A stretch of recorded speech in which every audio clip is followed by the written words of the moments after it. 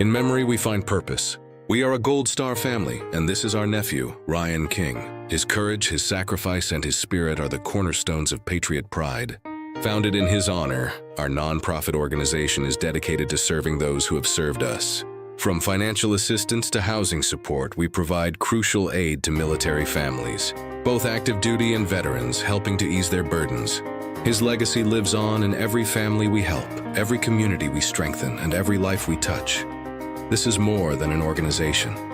It's a promise to never forget this is Patriot Pride.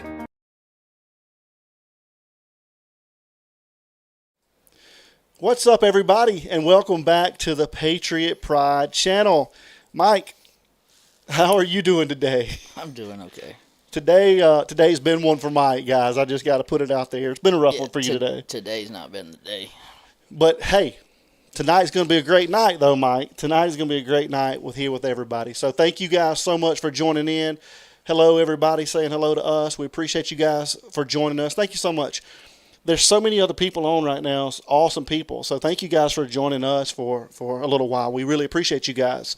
So we're going to be talking about the Nancy Guthrie case again tonight, guys. And there's some pretty interesting things that's going on. And I don't know if you guys know much about this, but there's a ring of, and I don't know, I'm sure you don't know about it, Mike, but so there's a ring of thieves that have been caught with Wi-Fi jammers. And so they've been going into people's homes, stealing luxury items of value, things like that. And these people have been caught in Southern California. And so we've got some video that kind of shows some more things, gives you insight into that. And we'll do some comparisons on photos and things like that. So it's going to be really interesting. All right, Mike? But first of all, I just want to say, hope you get to feeling better. Guys, tell a little bit about what happened to you last night and today. So I hyperextended my arm and messed up some tendons in my arm. So you guys be sending some prayers for Mike tonight. And again, thank you guys so much for being here with us. As always, if you don't know who we are, we're Patriot Pride. We're a nonprofit that helps out military families in need. So we just try to give back and help out. I'm a part of a Gold Star family. I'm a member of a Gold Star family. So everything is dedicated to Ryan King, who's my nephew. And so, hey, we just try to put the Patriot Pride name out there as much as we can so that we can help give back to military families, whether you're active or veterans in need. So thank you guys so much. And, again, we appreciate you jumping in here with us tonight. So, guys, if you will, put in a... Thanks for all the prayers, everybody. Yeah, certainly. Put in the comments where you guys are watching from tonight. We'd love to know where you guys are watching us from. So put in the comment section where you guys are watching us from tonight so we can shout you guys out. What's up, Mab? Good to see you. So we got a lot of... West Virginia. Athens, Georgia. Go Dogs. Athens, North Texas, Pennsylvania, Tennessee, Maine, Denver, Ohio, Massachusetts, again, Georgia. Got people from everywhere, guys. So thank you guys again so much for being here with us. And so, Mike, the other night I had a lot of people asking me in some other chat rooms, they're like, how was the cigar? How was the cigar? And so I had to tell them that San Diego, Indiana, North Carolina, I had to tell them, I was like, Mike skipped out on me, guys. We didn't get to smoke one. Tell them why. What's my cutoff?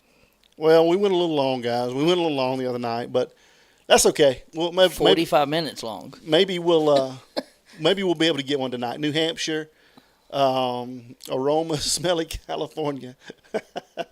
You guys are awesome. All right, guys. Well, thanks again for being here. Where? Scottsdale. Scottsdale. What's up, Scottsdale, Arizona?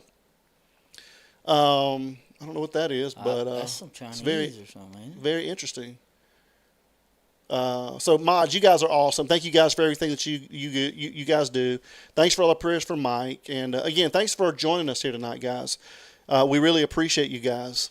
And thanks for all of the mods. It's good that we've got some people here back tonight that we haven't seen in a little while, Mike. Yeah. So thank you guys again so much. We appreciate you. So let's get into this. Thank you, Mrs. Long, and great to see you, Mrs. and Mr. Long. Thank you guys for being here. They're awesome and amazing. Yeah, they are. They're elite family members. And so, real quick, so have you heard anything about this ring of thieves, Mike? No. Okay. So what there's a ring of thieves, foreigners that are burglarizing, and there's a bunch of these, and right now they're in the Southern California area. And so again, I don't know if you guys have seen anything about this, but let's jump into it. And Somebody's birthday. Whose birthday? On that said celebrating the end of birthday with Patriot Pride. Celebrating the end of my Dawn. birthday. Dawn, happy birthday! You guys send Dawn birthday wishes. Happy birthday! Hope your day was great. Thank you guys. Thank you guys so much. I'm just trying to read some of these chats. So, all right, guys. Anyway, let's get into this and see if you guys are aware of this at all, or if you guys have seen anything about this ring of perps out there. So let me go here, Mike, and we'll get into sharing the screen. So you guys give me 1 second. And yes, happy birthday, Dawn. We appreciate you being here with us today on your birthday. All right. So let's share the screen here. Make sure that I'm on the right screen. And we will get to this. All right, guys. So here we are. So high-tech burglary rings target Southern California homes. 7 arrested as officials warn of hidden cameras and Wi-Fi jammers. Okay.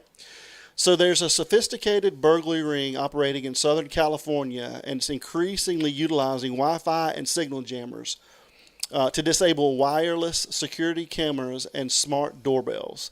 These highly organized crews use advanced surveillance and social media monitoring to target affluent homes.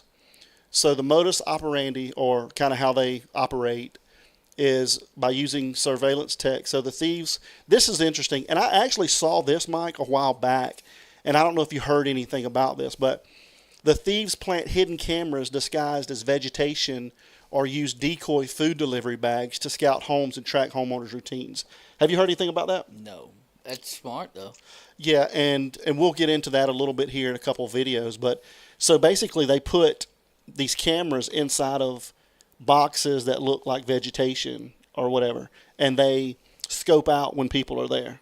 So it's kind of crazy. Pretty genius. It's pretty intuitive for sure. So they also use signal jamming. They use portable jamming devices to block both frequencies used by wireless security systems. This cuts the feed and prevents alerts from reaching the homeowners or police. And then the targeting strategies. Crews typically target properties adjacent to open spaces like golf courses, hiking trails, or parks to facilitate easy access, heavily focusing on stealing cash, jewelry, and luxury goods. So coordinated crackdowns. Law enforcement, including the Los Angeles County Sheriff's Department and the LAPD, have made multiple high-profile arrests linking these break-ins to organized South American theft groups. So, you know, Southern California is just right across the way. It's just about 4 hours away from this area. So, you know, this definitely could be plausible, right, Mike? I mean, we could be... I mean, it could be something similar, yeah. It could definitely be something similar, or it could be a different ring kind of coming from the same location, right? Yeah. And so, just definitely something to think about. So let me get back over here to who are we talking about now? Who are these people that actually were involved in this? And we have that as well. So let me get to that, and I'll show you guys who the people are that we're dealing with here. If I can find it, Mike. I've got so many emails. And thank you guys so much. I've had so many emails and so many tips and just so much all week. So thank you guys for sending me the information that you have. I can't thank you guys enough for doing that. So, and we try to get to everything eventually. I don't see how you do it, bro. Yeah, we try to, for sure. It's tough to do sometimes because we also have other things in life going on, right, Mike? So, but I mean, you running your businesses, I'm trying to run mine. We're trying to do this. Yeah. So it can be a lot, but it's okay.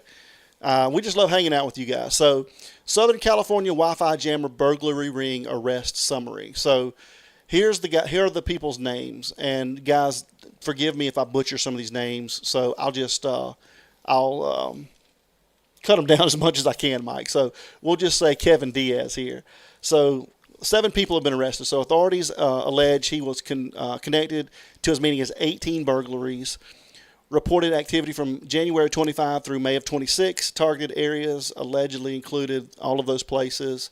Reported charges include 15 counts of first-degree residential burglary, 3 attempted burglary counts, and grand theft of a firearm.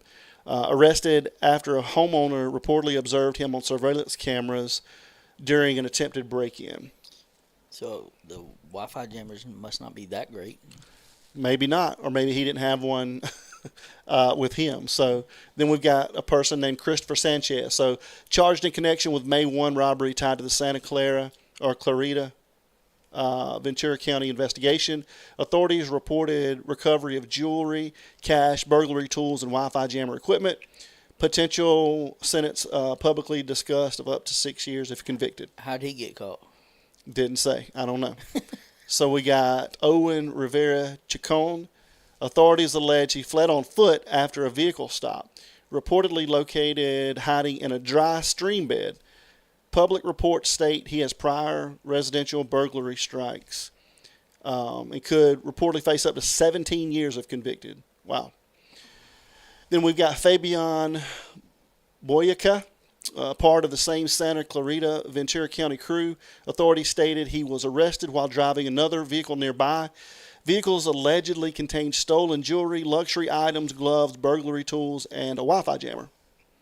So then we've got Santiago Castablanco Robles, charged in connection with the April 26 Burbank burglary. Authorities allege second-story access was attempted using a ladder, located using police helicopter, thermal imaging, and fleeing. We've got Rolando Rodrigo Pulido. Authorities stated he was arrested driving a suspected getaway vehicle. Vehicle allegedly contains wallets, watches, handbags, and jewelry believed stolen in other burglaries. And we've got Christian Rios Cudaro. How do you say his last name, Mike? You talking about, you asking something just like. So we'll just say Christian Rios. He's charged in connection with the Burbank burglary investigation. Authorities allege participation in a second-story burglary attempt, reportedly fled on foot before later being located nearby. So reported tactics used. So portable Wi-Fi jammers allegedly used to disrupt a wireless alarm and camera systems. Hidden surveillance cameras disguised as landscaping or artificial turf. Social media monitoring to identify victims who were away from their home. So they basically stalked their social media to see where they were. And then fake delivery bags used to approach homes without suspicion. And then the use of ladders for second-story access. And so most of this stuff was in the Southern California area. Okay. Somebody was asking, did they release their mugshots? It's funny you say that. So we'll get into that. But I want to show you guys a couple of videos. And guys, we can't see the chats, so we'll get back to the chats here. I'm trying to look over there, but yeah, I'm not going to be able to look over there much today. Just so you know. So we'll get back to the chats here in just a second, guys. But let's check this out. And we've got a couple of these, and some of them may be a little bit redundant, but I think that they are. I think that it's good to see these. So let's check it out. Are now in custody for a series of home break-ins all across West LA, Ventura County, and the San Fernando Valley. Our McCullough Medina shows us their alleged tactics, even using social media to scope out their targets. But these suspects carry it to jam your camera system and other Wi-Fi devices connected to the cloud. Sheriff Robert Luna says these crimes are carefully planned out by burglary crews that use increasingly sophisticated tactics to monitor homes before striking. He showed us this hidden surveillance camera disguised as artificial turf, designed, investigators say, to be placed outside homes to monitor when residents come and go. In one of the most alarming cases, District Attorney Nathan Hochman says a West LA family was inside their home when a burglar tried to break in. The individual inside the house looked at his surveillance cameras and saw a man using a heavy object trying to smash his way into the home. Imagine the terror. Police say the suspect was still inside when LAPD arrived, and then he took off on foot. Chief Jim McDonald says officers surrounded the area and caught him. Through this arrest, investigators connected that suspect to over 25 burglaries throughout the city of Los Angeles, with 14 of those burglaries impacting homes in the San Fernando Valley. Authorities say the suspects are also posing as delivery drivers, ringing doorbells with fake DoorDash bags to see if anyone answers. And Sheriff Luna warns social media can make homeowners targets too. If you're showing off that watch, that car, that $3,000 purse, whatever it may be, you're probably becoming a target. They're not dumb. People call them dumb kids and all that kind of stuff. They're not dumb. They do their research. Stephen Calabro was attacked with bear spray by robbery suspects when he says he tried to confront one of them as they were breaking into a neighbor's home in Studio City on May 8th.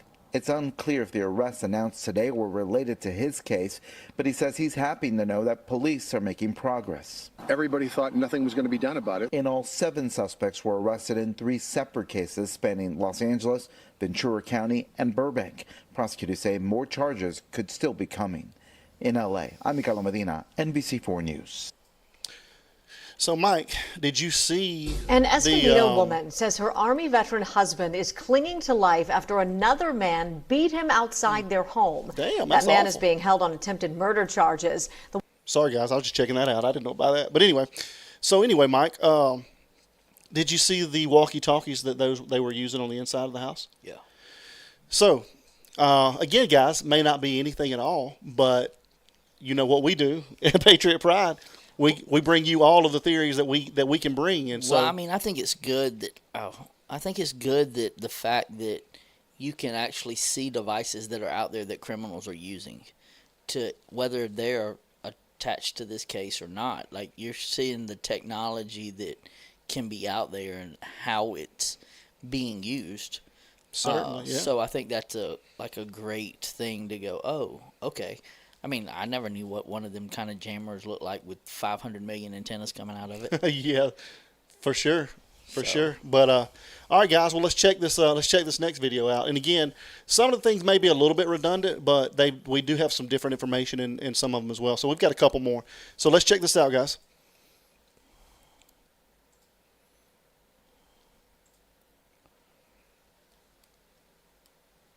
With a series of arresting 7 people in connection with a series of home break-ins across Southern California involving high-tech tactics, including hidden cameras and Wi-Fi jammers. These criminals generally get more sophisticated, whether they're coming from South America or they're local criminals. Officials say the suspects are part of a South American theft group that's burglarized dozens of homes, stealing jewelry, handbags, money, and at least one case of firearm. Today, police displaying one of the hidden cameras the burglars used, which was disguised to blend in with bushes on the property. It is a box, a wooden box wrapped in artificial turf. What's in it is a phone and a camera with extra batteries. Authorities also say the thieves will sometimes place food delivery bags on front porches and then ring the doorbell to see if anyone's home. They'll then turn on Wi-Fi jammers like these to disrupt home security systems. This doorbell camera footage shows thieves holding jammers as they approach a home. You can see the security camera starts to glitch. The latest arrest, part of an ongoing effort to crack down on the rash of brazen break-ins in the region. This video shows thieves appearing to use walkie-talkies to coordinate during a robbery. Yeah, we good? Yeah, y'all good. And here, masked suspects running away once spotted. And Tom, officials say these thieves are increasingly trying to break into the second story of homes where there's often less surveillance. Most of the people arrested today face up to 6 years in prison. Tom? We thank you for watching. So, again, I like seeing how they actually use the Wi-Fi jammer, how they lifted it up and you could actually see it get distorted.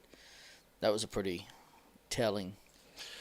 It's crazy how it works. Yeah. And did you see how small that one was? Yeah. It was very small. And so as we go back and we remember that picture that we looked at, I mean, I would probably think if they're using a sophisticated Wi-Fi jammer, it's probably one of the larger units that may have been, if we're going to go with that theory, either in the backpack. Well, I mean, they had their jammer in a backpack. Yeah, or either in a car that was near there. Yeah.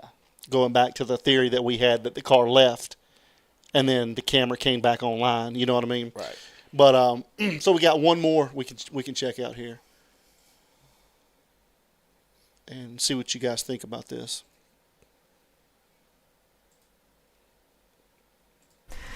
Today, L.A. law enforcement announcing 7 arrests in burglaries tied to dozens of homes across Southern California. Authorities say most of the suspects were part of a South American theft group and that they did use sophisticated tactics to break into homes all over L.A. I show you this.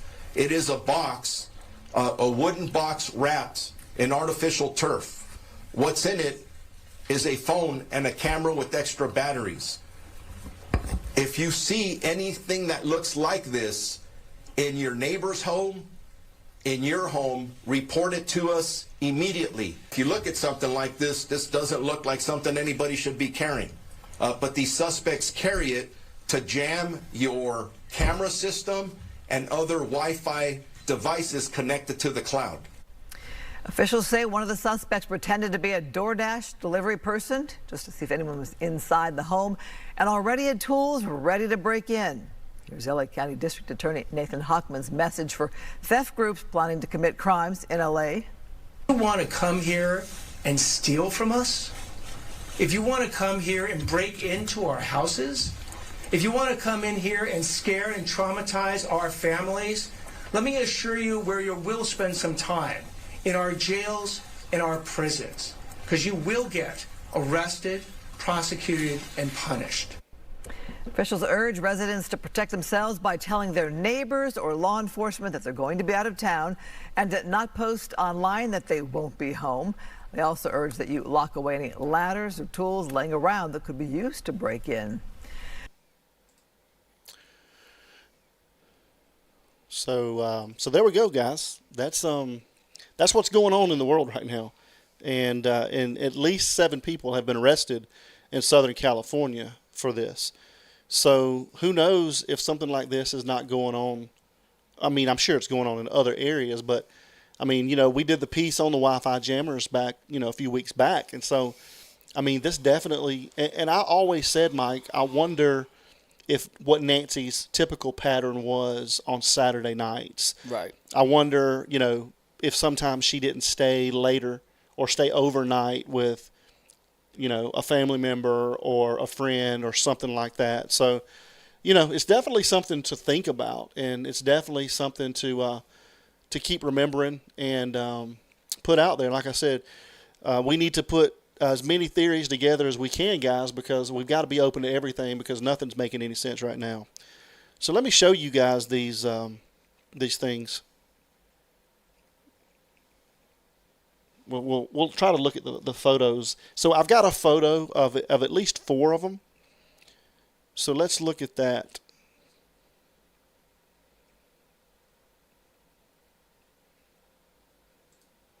And see what the official. I think they're the official mugshots. So let me see if I can find those real quick. A couple of them are kind of interesting to me, Mike. Is there any similarities? Well, we'll see. We'll see what you guys think. So there are the 4 members, and there's 7 of them total. So there's 4 members of the alleged Colombian burglary crew arrested in Southern California. I wish I could find the other 3 to see what they look like. Yeah, it said you can't get that from Amazon. Thornbridge, thank you so much for your support. Thornbridge Hill Estates, we appreciate you so much. We were actually just talking about her. Thank you so much for that. Always so informative. Yeah, always so informative and always so helpful. So thank you so much for that.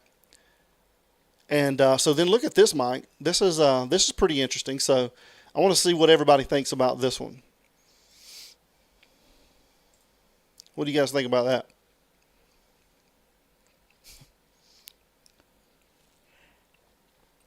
I've stopped comparing. It can be anybody at this point, Mike, right? Yeah. Guys in the chat, what do you guys think about this? I mean, I don't know. I've looked at so many people behind a mask. Yeah, I mean, it can be anybody. But as we talk about people from other regions other than the United States, and we've always said we think that it is, Yeah. they're not white. I mean, this definitely starts to make a little bit more sense, right, Mike? Right. No, I don't think so. Porch guy could be anyone. Yeah, that's right, man, for sure. No, our perp's upper lip is uneven. Well, it could be. Yeah, it could be, and it also could just be how the light's hitting it. And it could be the type of camera, right? Like it's the angle, It could be so much at this point. It could be so much. Eyes don't match. I honestly, you start putting people up there and trying to discern I don't want to say I check out, but it's just like I just don't. I'll leave that up to y'all going to dissect it. That's a good point, Thornbridge. But it goes back to what I've said originally. She said, but did those groups kidnap for ransom? I think they go when people are gone and not notorious for violence. I don't, again, and I could be wrong because I got a couple of different theories, but I don't know that. So one of my theories is I don't know that they thought she was at home. That's one of my theories, is maybe they didn't think she was at home, and that's why they were causing such a commotion at the front door camera to see if anybody would come. That's one of my theories. So maybe they didn't think she was there. They got in there, she was there, and then they had to figure out what to do, and that's kind of why they were there for so long. But that's one of my theories. But the other theory is different than that. So we don't know. So many different things it could be. But real quick, guys, if you have not hit that subscribe button yet, please make sure you hit the subscribe button if you're new here. And if you don't mind, please make sure you hit the like button. It helps out so much, guys. Pretty little clues. What did she say? I mean, I'm starting to question my own whereabouts. That's pretty good, yeah, for sure. So I know you always like to put percentages on things, Mike. So if you had to put a percentage on this possibly being something to do with an organized group like this, what would you say? This group or any organized group? I've always kind of thought it's has an organized group. Yeah. Like I think that they were an organized group was kind of hired out. I'd go 60% that it's an organized group that actually did it. I think who's behind it is something different. And kindness, that goes back to what I was saying earlier, is I would like to have known her pattern if she sometimes stayed out or stayed at other people's homes on Saturday nights. Maybe she stayed over for church the next day, or if sometimes maybe she stayed at Annie and Tommaso's home on Saturday evenings. That's kind of one of the things I was saying, is I'd love to know her patterns. And I'm sure law enforcement, they know all that stuff. So yeah, I mean, I just thought it was pretty interesting that I liked the stuff of, seeing the different type of stuff and how it worked in the video, right? Like where it's not, hold the bag up and, the camera starts scrambling. Like actually seeing it in use actually brings it more clear. I'm a visual person, right? Like I want to see how it works. Show me. Don't tell me how it works. Like show me how can that work, or that kind of thing. And seeing the box, like, oh, okay. Putting a camera in it and doing the surveillance, and you're not having to walk by a house, and you're not having to do. I could see that type of thing being used in this case, to get the surveillance and to do the kind of things that. So we don't have answers other than that little bit of stuff. Mm-hmm. So it was good to see that. Yeah. On another note, real quick, I'd like to know what you guys think. Have you saw any more about the Hooker case, the Brian and Lynette Hooker case? The Bahama? Yeah. No. I don't know if anybody else has been watching that case as well, but honestly, I don't know how you have time to look at anything. Like Monet, thank you so much. Thank you so much. Thank you, Monet. Guys, if you got gifted a gift membership from Monet, please make sure to thank her. Thank you so much, Monet. We appreciate your everything that you do for us, all your support. Thank you so much. I'm sorry, Mike. What were you saying? I don't know how you have time. I don't have time to do anything other than make time to try to get here. Yeah. Yeah, I stay pretty busy, but it keeps my mind focused on good things instead of things that it shouldn't be focused on. Well, So, I mean, we have me and Devin have training in the mornings, and then there's so many things. And just wait till the little one gets up and you're on the go, and she's in gymnastics and softball and all that kind of stuff, and you aren't here, right? yeah, I definitely agree, man. Time is always the most valuable asset that people have. Yeah, they seized his boat. That's kind of what I was getting to. It's his faithful love. So you guys put in the chat if you think. Watch this, Mike. If you guys think that Brian had something to do with that case, put a 1. Oh, I can tell you. And if you don't, put a 2. I'll put a 1 in that, and I've only found the information that we went over that one time. Yeah, that's good. They're going to do another search okay, that's awesome. Yeah, so watch this. I bet. Well, I'm not going to say that. Yeah, I want to hear this one. Hey, you were literally about to say I'll put $1,000 on that. You won't see it too. That was, yeah. I know. I was about to say that. I could hear that. What's up, Atlanta? I was going to say that. You know me too well, man. He's guilty as crap. I agree with that. I mean, for $1,000, I might walk in there and put a 2. That's what I was about to say. Somebody would have put a 2. That's why I didn't say it. Yeah, at least I agree with that, Denise. At least Lynette's getting looked for, Mike. Yeah, 100%. Poor Nancy. Poor Nancy.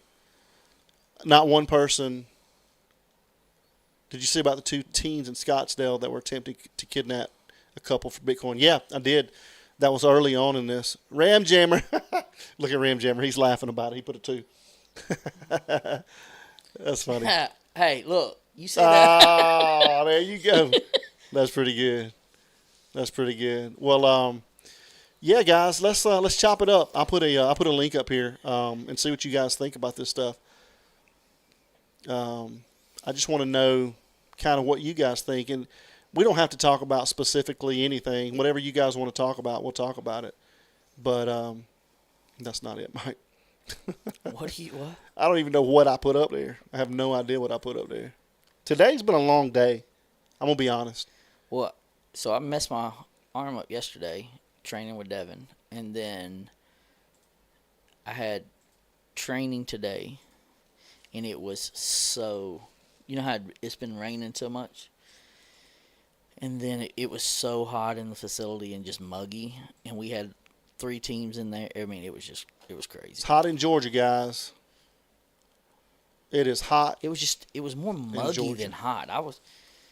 And then trying to make sure that I got here in time, like, it was just crazy. So there's the link, guys. You guys come up here and let's talk about this. Again, it doesn't have to be about specifically what we covered tonight, but I would like to get your opinion on just in general whether you guys think that Wi-Fi jammers were used in this. Because at first I was not big on that, Mike. I really wasn't. But as things became more, like again, Monks was doing a great job. Sleuth's been doing a great job. Getting into the kind of the weeds of these things and learning how that Nest camera worked, I don't see how we got that footage without some type of Wi-Fi jammer being used, taken away, and then that camera and that footage coming back online. So, and I could be totally wrong. I could be completely wrong. Who we got here? Shauna, thank you so much. You guys are the best. Keep up the good work. I love that you guys don't post fake or made up stuff. Thank you so much. We appreciate that, Shauna. Thank you for your support. Yeah, I mean, we try to just bring stuff that's, real events and actual true stuff that's going on, and then we kind of let you guys make your decision on, what you think about it. So let's see what we got here, Mike. See if we got any. We got Miss Patricia. Patricia, how are you doing tonight? Well, she can't hear us. Hey, Miss Patricia, how are you doing tonight? Patricia, how are you? Hey, guys. Hey there, how are you doing? I can't hear you. How are you doing? Hey, guys. Hey there, how are you doing? I can't hear you. Now you can hear us. What's going on, Patricia? Oh, okay. Well, I don't know. I think we're gonna be in a lot of trouble if these young people keep up doing what they're doing. I agree with that. I mean, they're finding a lot of ways to even spy on people and everything. They gonna clean house while we're going to get more, buy more groceries. Yeah, I agree with that. And Ram Jammer, yes, you guys, let's try to get to 500 likes tonight, guys. We're halfway there already, so let's just try to hit that 500 mark tonight, guys. So help us out. If you hadn't hit the like button yet, please hit that. And if you're new, please make sure you hit the subscribe button. Patricia, did you get my chat the other night in Dolly's room where I asked for your address? No, I didn't. Well, we've got some people, and if they want to say who they are, then I'll be glad to say who they are. But they have asked for me to send you a little care package. And we've been trying to get all of our orders out, and so we got about half of them out, and we're going to try to get the other half out tomorrow. So somebody has wanted to send you a little care package. So if they want us to say who it is, I'll be glad to, and if not, then I'll keep it close to the vest. But I bet you that was Mr. and Mrs. Long. they are Bless awesome. their They are heart. awesome people. So do you have my email address? Yeah, I got it. Okay. Well, send me somewhere where I can send you a little care package. Okay. Okay. And everything sounds good tonight. So, well, it did. I don't know what happened. Yeah. What did you just do? Did you just do something? No, I ain't touched nothing. Something happened. I don't know what it was. Let me bring Donnie and Mab in here. So give me 1 second. I'm excited. Hey, Patricia. Hey, Mike, how you feeling better? I hope I feel better. I'm pretty bummed right now. Oh, cheer up. Have another drink. You'll get to feeling better. I hurt so bad I'm drinking a Diet Dr. Pepper. And Diet Dr. Pepper. Yep.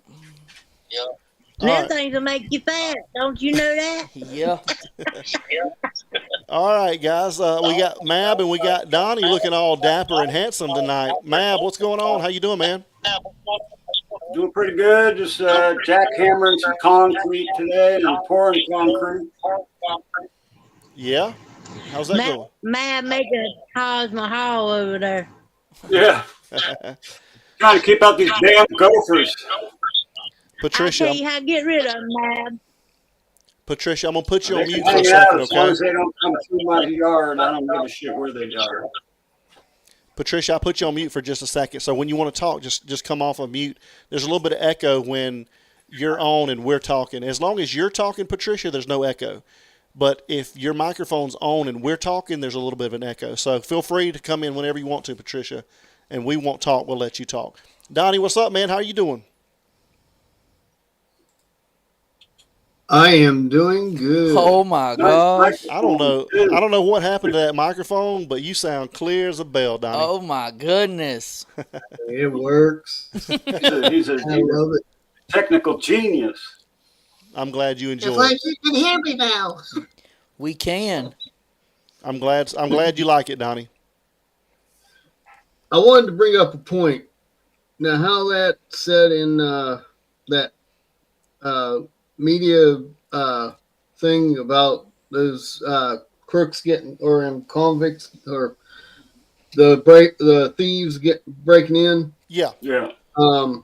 They used like Uber used as to disguise themselves as Ubers. Well, they disguise themselves as delivery people. Yeah. Yeah. Like Uber or whatever. Yeah. FedEx, whatever. Maybe that's why Pima County can't find the Uber driver. They found the Uber driver and supposedly Or whatever driver, whatever it was that took Nancy. Nancy's house. Yeah. Yeah, so I think, I could be wrong, but I think they actually did find that person, and it was a female. Oh, did they? And I think they've done an interview. Correct me if I'm wrong, Matt, but I think they've done an interview with them. I'm curious as to why that person hasn't come out and done an interview with the mainstream media. Yeah, I agree with that. Patricia, let me ask you a question. Are you on? Yeah, I'm on. Now you're on. Let me see if that echo is still there. Okay. let me ask you something. Is there anything else there at all that picks up our sound other than whatever device you're on? Well, I got my TV off, so there should be nothing else picking up sound. Do you have us on speaker? No, I mean, Yeah. how do I get you on speaker? So are you talking? Go to your ear like the old days. I just hit the microphone thing. That's all I did. So Miss Patricia, see if you can hit that microphone again, and just put the phone up to your ear, and let's see if that fixes it.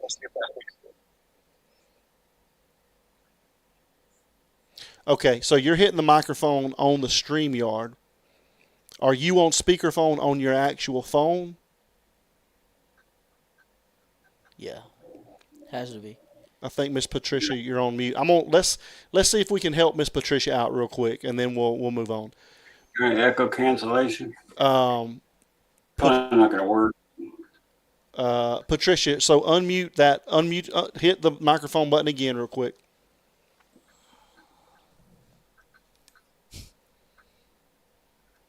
Okay, you're back. So let me see. Okay. So are you listening to us through your speaker on your phone or through your earpiece on your phone? The speaker on my phone. Okay. So can you take that speaker part off and just hold the phone up to your ear like you're talking on a phone call? Hang on, let me see. Do I hit the okay, wait a minute. On your telephone, on your phone, not the computer. Is that better? Yes. Let me see if that's better. That is 100% better. So good job, Patricia. That is 100%. That's what it was doing. It was just I learned something tonight. Well, good. They were just picking up a little bit of echo. So real quick, guys, I know that we've got a couple people in the backstage. You guys just hang out for us for a couple minutes. We're going to talk to Mab and Patricia and Donnie for a couple minutes, and then we'll get you guys up. So just hang out there with us.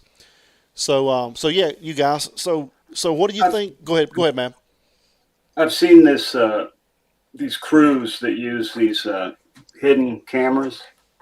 In fact, I was thinking about getting me one and using it for a certain purpose that I have. I can only imagine, Mab. I need to figure out if someone is residing where they reside or not. Yeah. That's not anything illegal, I don't think. Is it? I'm gonna leave my opinion out on that. So. All right. Yeah, I've seen these crews. Well, Mab, yeah. What? Why don't you disguise yours as a rock? There you go. I could do that, but there's got to be rocks there already. Well, I'm sure they probably are. I got to make a observation run, see what's going on, and then act accordingly. So what do you think, Donnie? What else? Well, babe, I think these guys, this crew, they're stealing for money. I don't think they're stealing old ladies, but it's something. I don't know. Maybe they hired that crew. I think there's a puppet master at the top. Yeah. And then there's another puppet master locally who hired the crew that did this. And the crew could absolutely be one of these crews hired by the subcontractor of the main puppet master person. Well, let me ask you this. Let me ask you guys this. Do you think that in any of the theories or the possibilities, do you guys think that there is a chance that they thought that someone may not be home there? Or do you think, so it's 100% you guys think they went there for a reason and they took care of what they took care of? Nancy. What do you think, Donnie? I think that you'd be right on the money right there. So you think there is a chance that they may have broken into the home and thought somebody may not be there and they got in there? or she could have came in the middle of them going through her whole house and all that. Yeah. And they had to figure out plan two. Because why else would they have been Why there would so you? Why long? would you? If you're going to get arrested for a burglary, let's say, why would you turn it into a homicide? Well, when you're just going in to steal jewelry, it doesn't make any damn sense. Patricia, what do you think? No, I don't think they was in there stealing stuff because the house wasn't messed up. Right. If they were going in, I mean, if they was going in there to steal something, they'd be searching everywhere. There is one and they ain't theory. gonna be wasting no time. There is one theory I have that Savannah may have had some sensitive material that she was holding back, and that maybe she was storing it at her mother's house. Yeah, that's what I was about to say. If it was a robbery type thing, they were going after one thing and one thing in particular. Yeah, agreed. And then that's why they come out and say nothing was missing. Right. Yeah, I mean, that's my opinion. They don't know what was there, so how do they know what's not missing? What's up, No Tacos? Good to see you. Thanks for coming in. And somebody said, I'll hop down and let somebody else come up. Hey, it's good to see you, man. Always good to see you. Thanks, man. See you, man. All right, brother. Peace. All right, bye. Somebody had said an awesome prayer. Thank you. I didn't see that. For my own. Oh, thank you guys so much. All right, Miss Patricia, we'll go last words from you. You're on mute, by the way.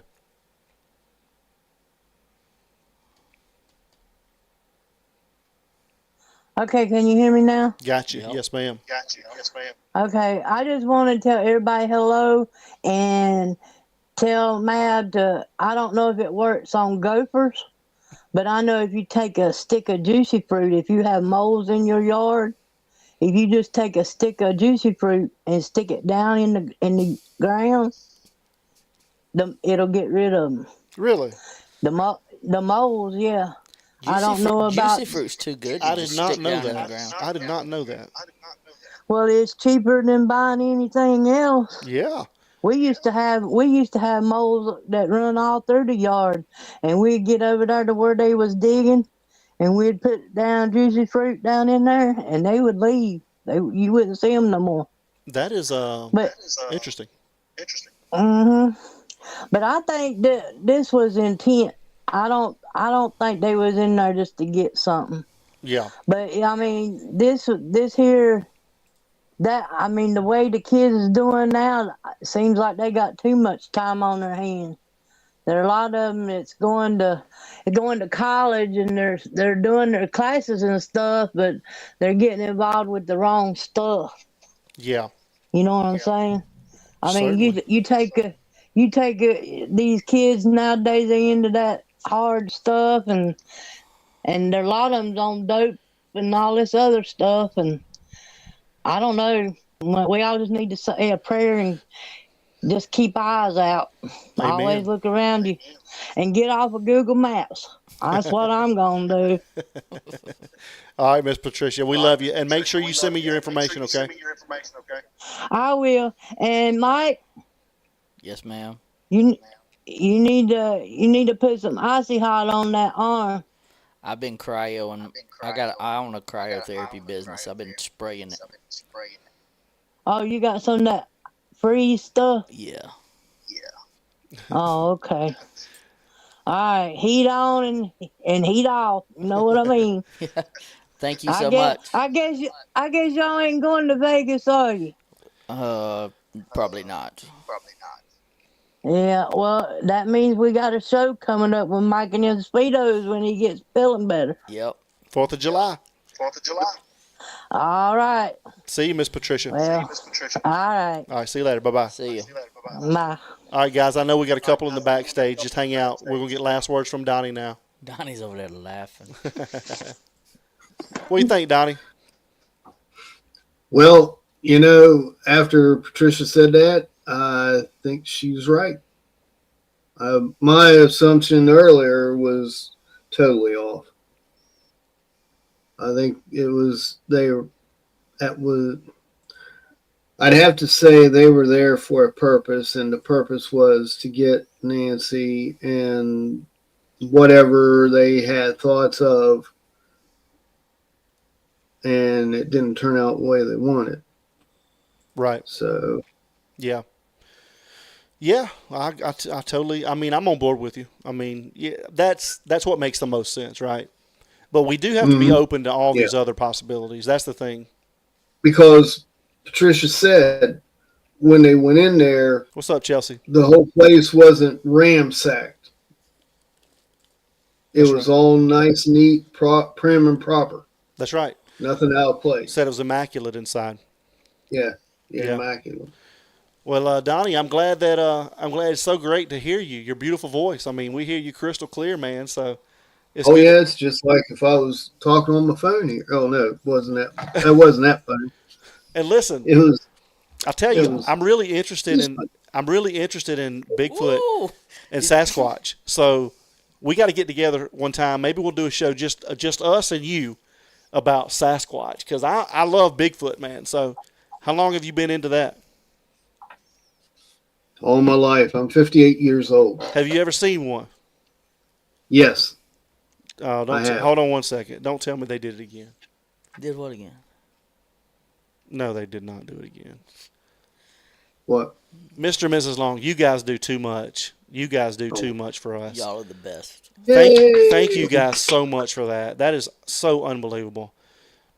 Guys, if you received a gift membership from anybody tonight, Monet or Mr. and Mrs. Long, please make sure you thank them. But Mr. and Mrs. Long, thank you so much. Again, I don't know what the word would be, elite family member status. I don't know, but thank you guys for your support, and you don't know how far. They would be the GOAT. You guys don't know how far that goes in helping us out. So thank you guys so much for that. You're just going to put GOAT membership. Yeah, GOAT I'll do that, yeah. But, so I'm sorry, Donnie. I didn't mean to cut you off, but. You're good. So you've been doing it your whole life, huh?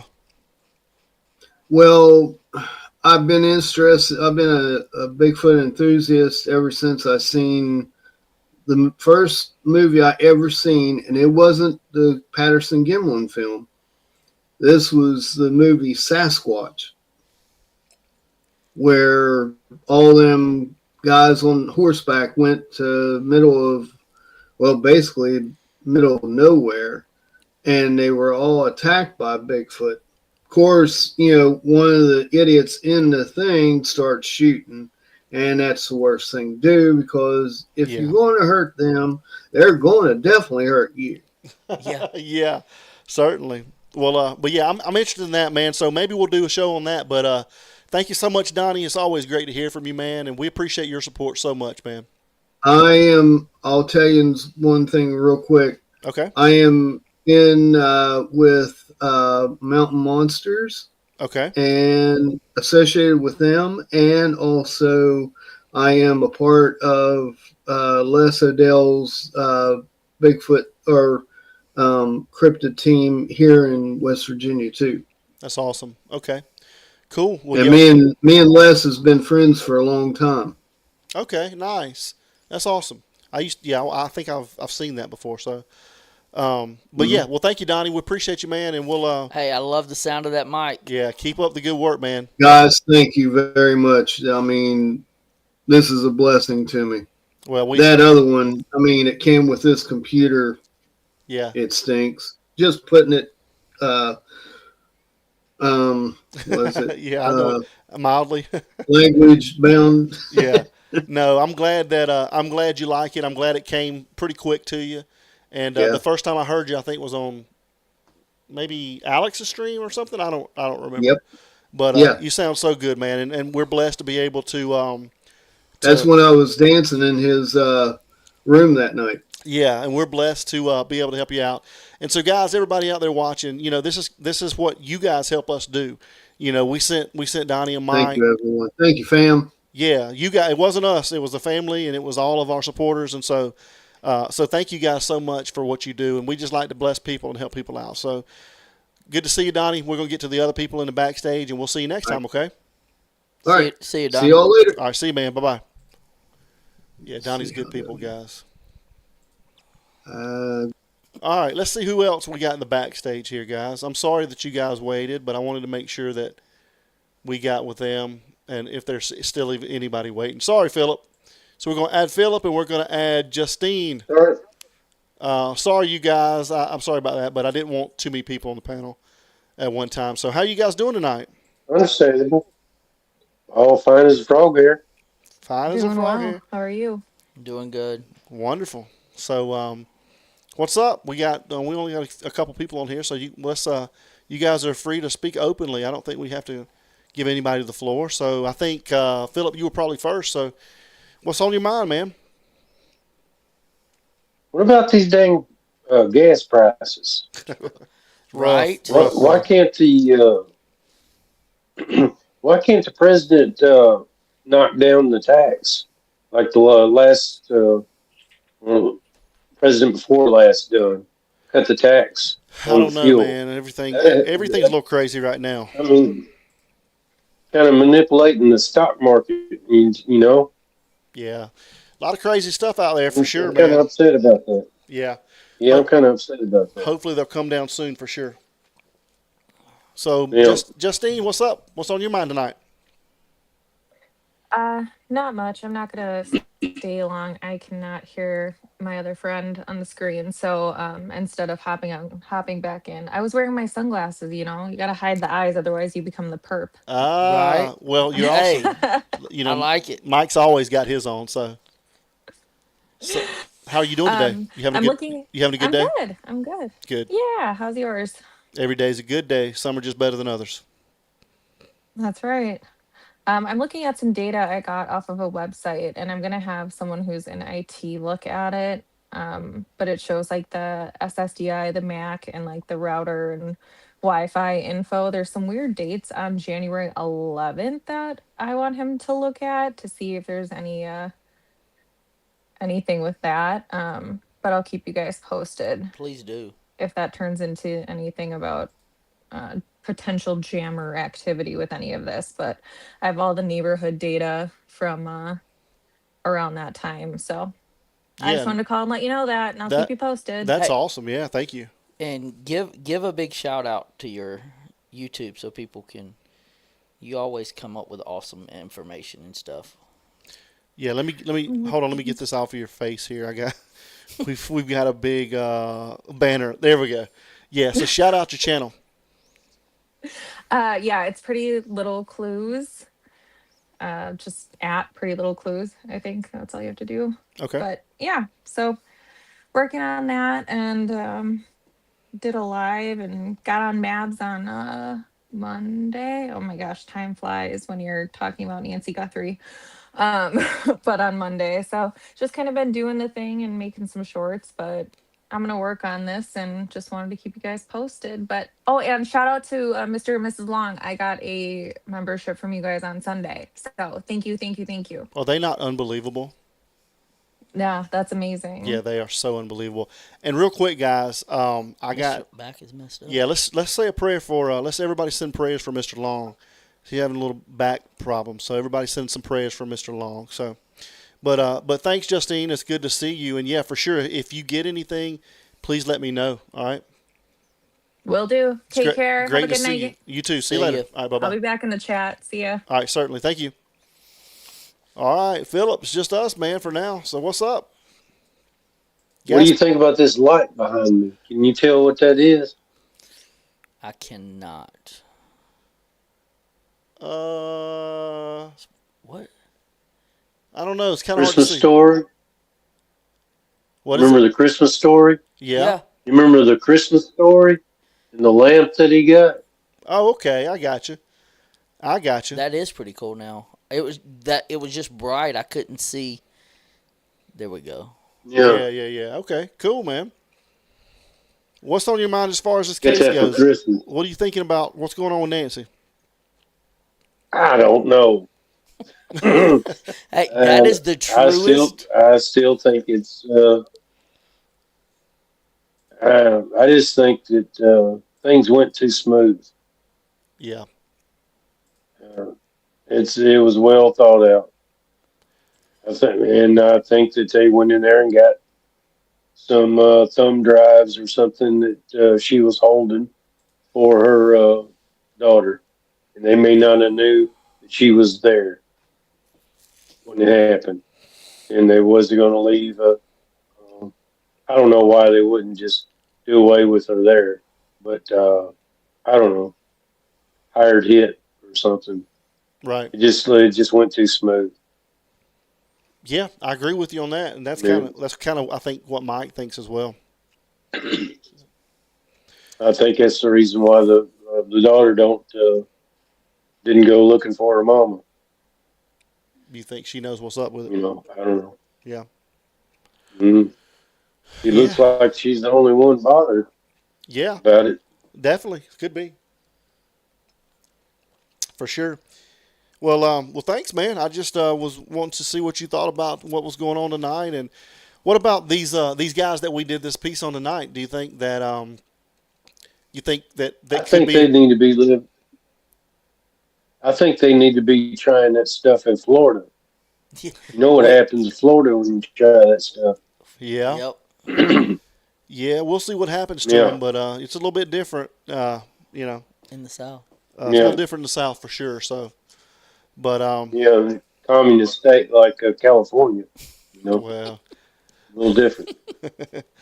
All right, man. I said it. Y'all don't have to. He said I said it. Hey, preach. Anyway, all right. Well, we got a couple more people in the backstage, but Philip, hey, it's always good to see All you, right. man. Hey, thank you so much, and Later on, brother. Hey, we appreciate Thank your you Keep up the good work. Thank you so much, Philip. Yep. All right, man. Bye bye. Later. Peace. Peace. He said, "I'll say it. You don't have He said I said it. Yeah, All my right. arm is. It's gonna be better though. It's gonna be better.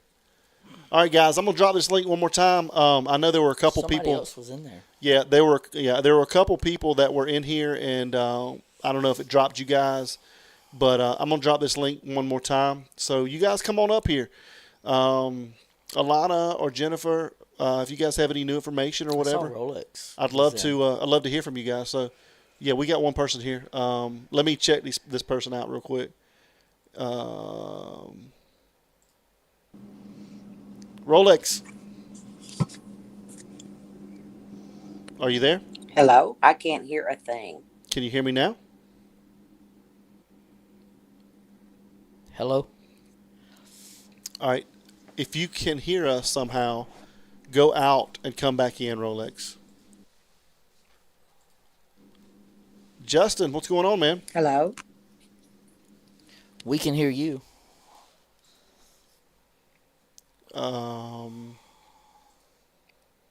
Let's see. Justin was in here. Let's see if we can get him up here. Justin, what's up, man? I'm just over here listening to you guys' podcast. How are Can you you hear doing? me? Yeah, we Yes, got you. sir. How are you doing tonight, man? Oh, yeah, I'm doing good. Rolex, can you hear us now? Whoa, oh, I know what's going on. Hang on, just. What's up? All right, there we go. I fixed it. I had something going on. Rolex, if you cannot hear us, go out and come back in. Maybe it'll pick you back up. So we're going to take you out. So come back in. All right, Justin. What's up, brother? How you been? I was thinking about you actually yesterday, how we didn't see you the other night. Yeah, I've been busy over here, working 11, 12 hours. Every time I get on, I'm right at the end of your guys' show, and I'm like, oh, man. Well, you got us tonight, man. So what's going on? What do you think? What do you think is going on with the Nancy case? I think it's definitely a setup. They haven't done anything with Nanos yet, have they? Have not seen anything with him. That's crazy. And they're not going to do Yeah, anything with I him. feel like they need to put a big focus on Nanos and figure out that. If they don't, I don't feel like they're going to get anywhere. Alicia, we It's just got going to you. be the. Sorry, Justin. We got you in, Alicia. Mike, can you hear us? I'm right here. Mike, can you hear us? Right here. I want to make sure that these are actual people, guys, before I bring them up on the screen. I can hear you. Okay, cool, man. And let me bring one other person up real quick. Alana, You guys hear me? Yeah. Can you hear us, Mike? Yes. All right, cool. So, hey, Alana. So let me go back to Justin, and then we'll go around the room real quick. So go ahead, Justin. Finish that. I'm sorry, man.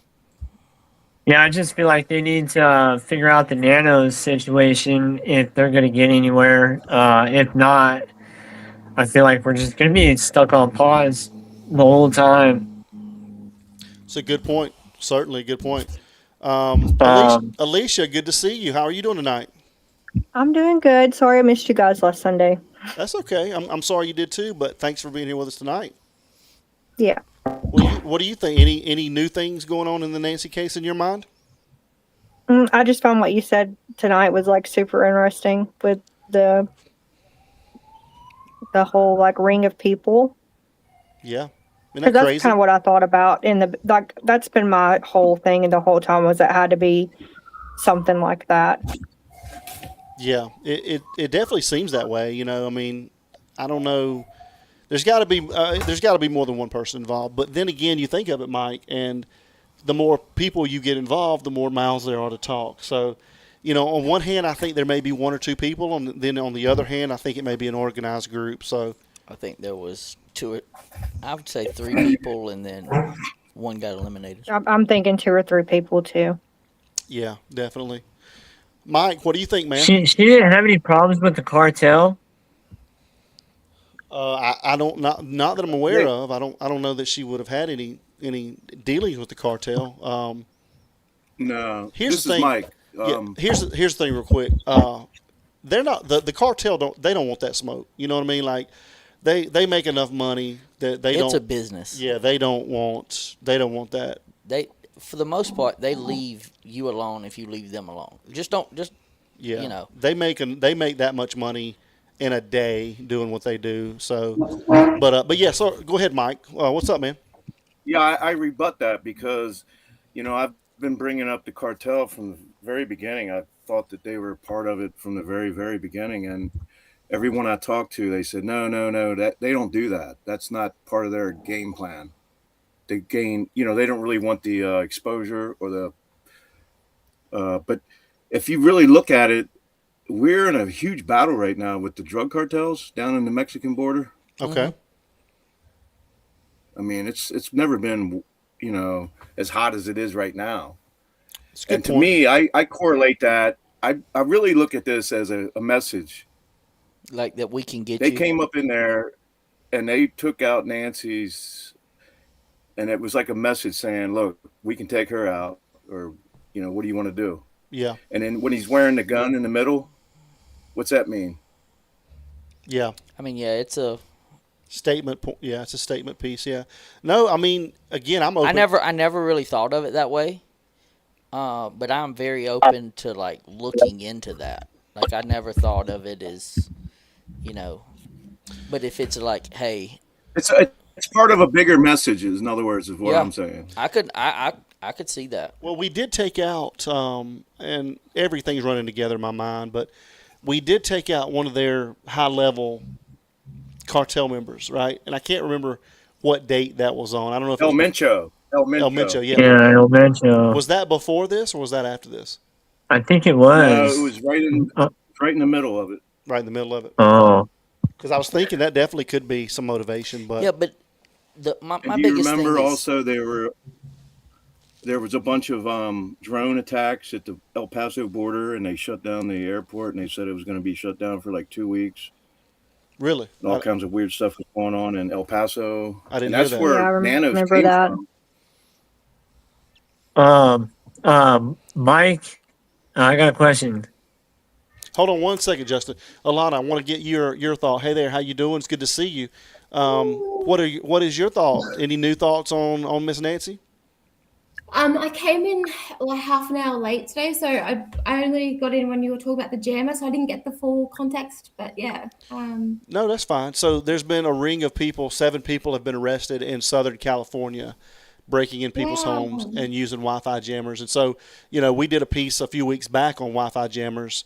So, we just thought we'd put that theory out there, and they may possibly have, there may be some correlation, but maybe not. So that's kind of what we covered tonight.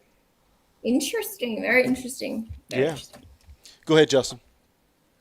I was wondering, maybe you guys could look into some of the stories that Savannah has done, just so that we got like maybe a better understanding. I know that she was has people in the government or whatever, but for some reason I don't feel like this is like American government related.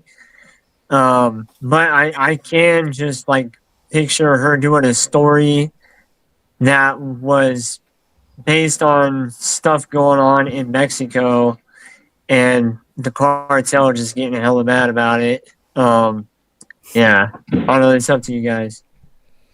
I'm open to anything, man. I mean, at this point, we have to explore every possibility. What do you think, Alicia? Like I said, I just think it's going to be an organized group.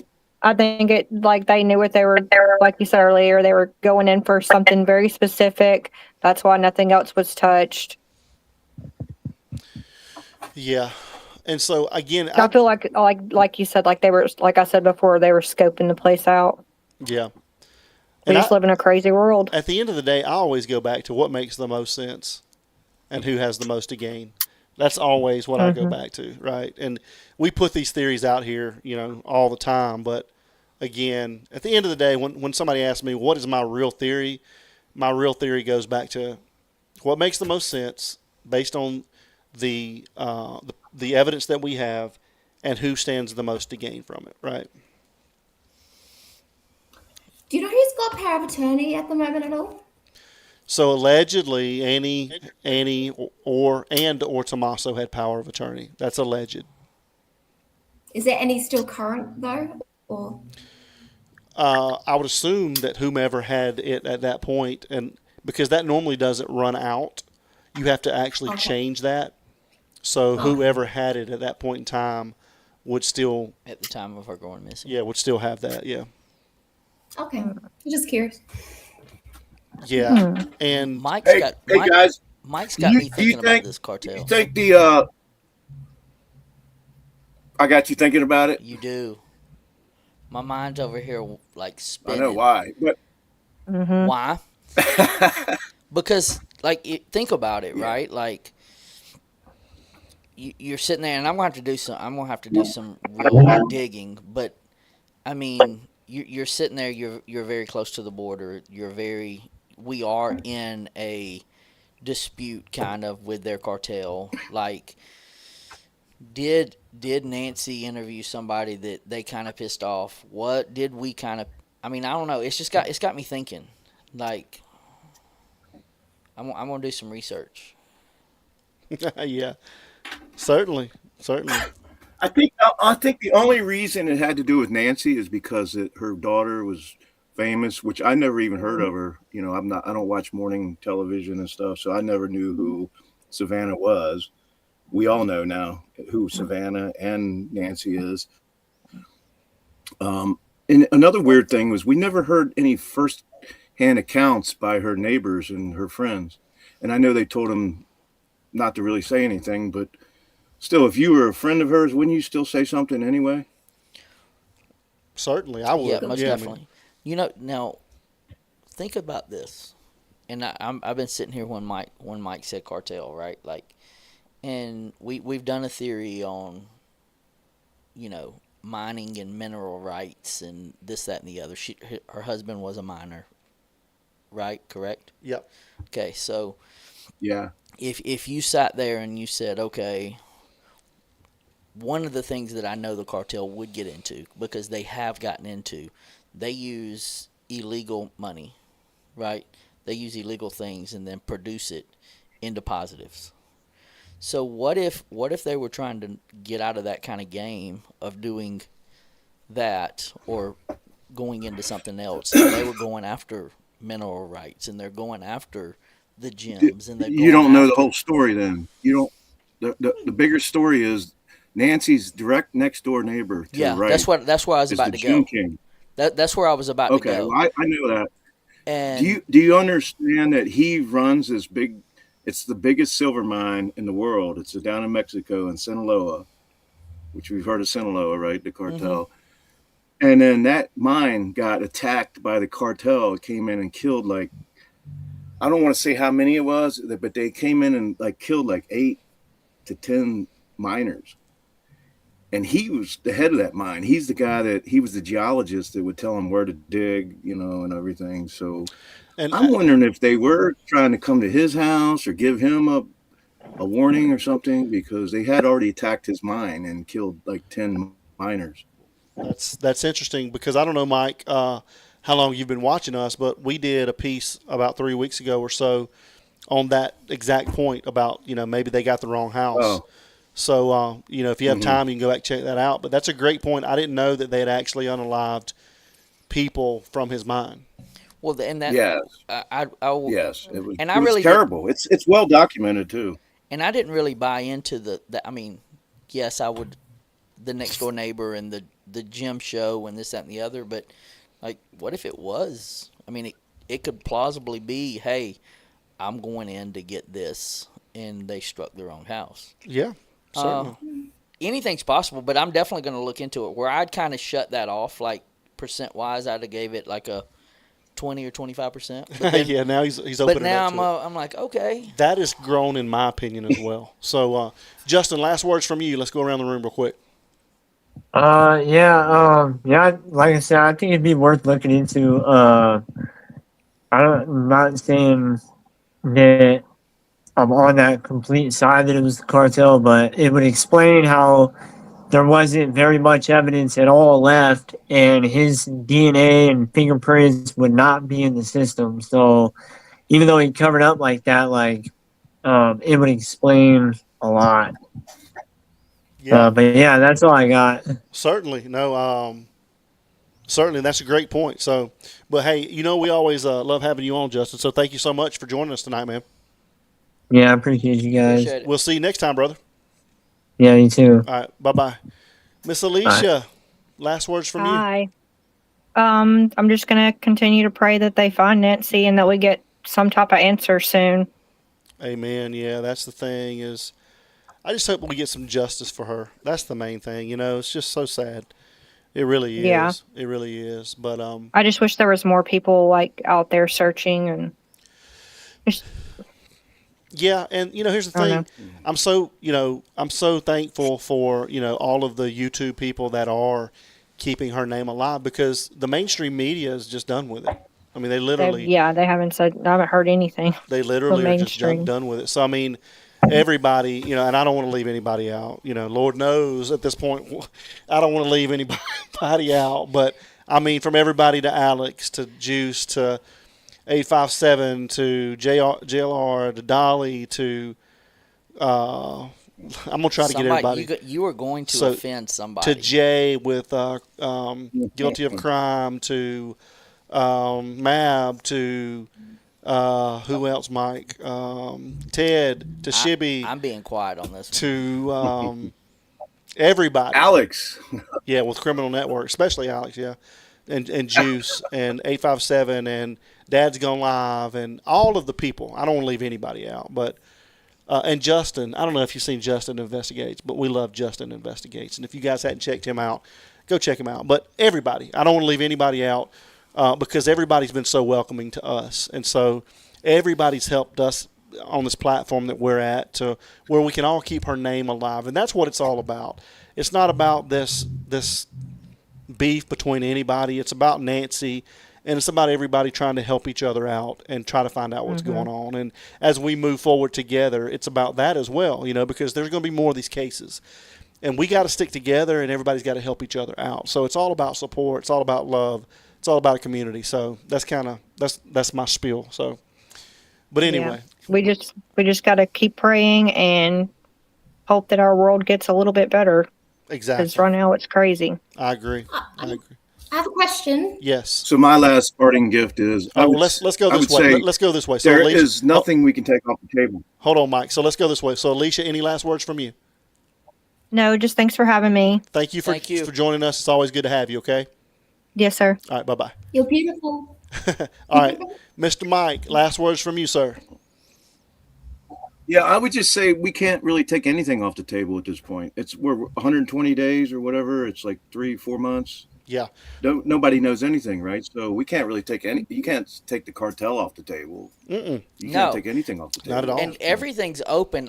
The way I try to break stuff down is I just try to rate it based off of percentages, right? Like my number one percentage is, the last person that's sees them usually 90% of the time is some kind of involvement. And I just try to break it down based off of that. And cartel, 84-year-old woman, this, that, and the other. So, but then the way you started when you said cartel, and I guess the way you got ready to start explaining it, I was like, he's got some conviction. Like, he's like, no, I'm going to challenge you on that. And I was like, it's worth like thinking about and digging deeper in. And then when I did, I was like, mineral rights. You talking about next door neighbors, the gemologist? Like, he's got his own stuff named after him. He's dealt with a multi-billion-dollar company. That's something the cartel would be interested in. Certainly. And real quick, Brenda, thank you so much. Thank you for what you guys do. You will be blessed in many ways. Thank you so much for that support. I left out Pretty Little Clues. Thank you for hers, and again, everybody that's in this YouTube community. And I'm sure I left somebody else out, but especially Justine. She does a great job. So you guys go over and check her out. And Jim's doing great. Yeah, so. Jim's doing awesome. Sorry, Mike. Go ahead. I'm trying to get everybody in here. So. Oh, you want to hear more? I do. Yeah. If you got anything else left to say. Okay. Here's a little nugget. So, do you think backpack guy is the same guy as no backpack guy? Jennifer, hang out just one second. Jennifer, hang out 1 second. I'll drop that link for you. I don't. I don't either. I think it's two different people. What about you? I don't think two backpack guy has got anything to do with it. No, he's saying the backpack guy and the no backpack. Oh, the two guys at the scene. Yeah, there was two different pictures. Yeah, I think there's two different people. Yeah.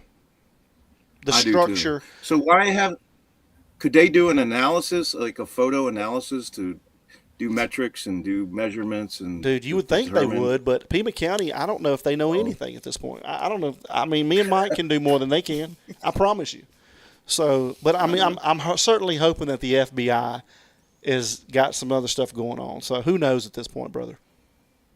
Okay. All right. Good night. Hey, great point, man. Great call. I appreciate you making me, well, not making me, but enlightening me and getting me to dig into looking at the cartel more. Yeah, and thanks for coming up, man. We appreciate you. Come up again sometime.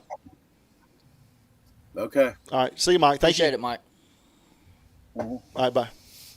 All right, Miss Alana, last words from you. I just have a question. I've been meaning to ask you this for a week or so. Okay. What's your opinion on?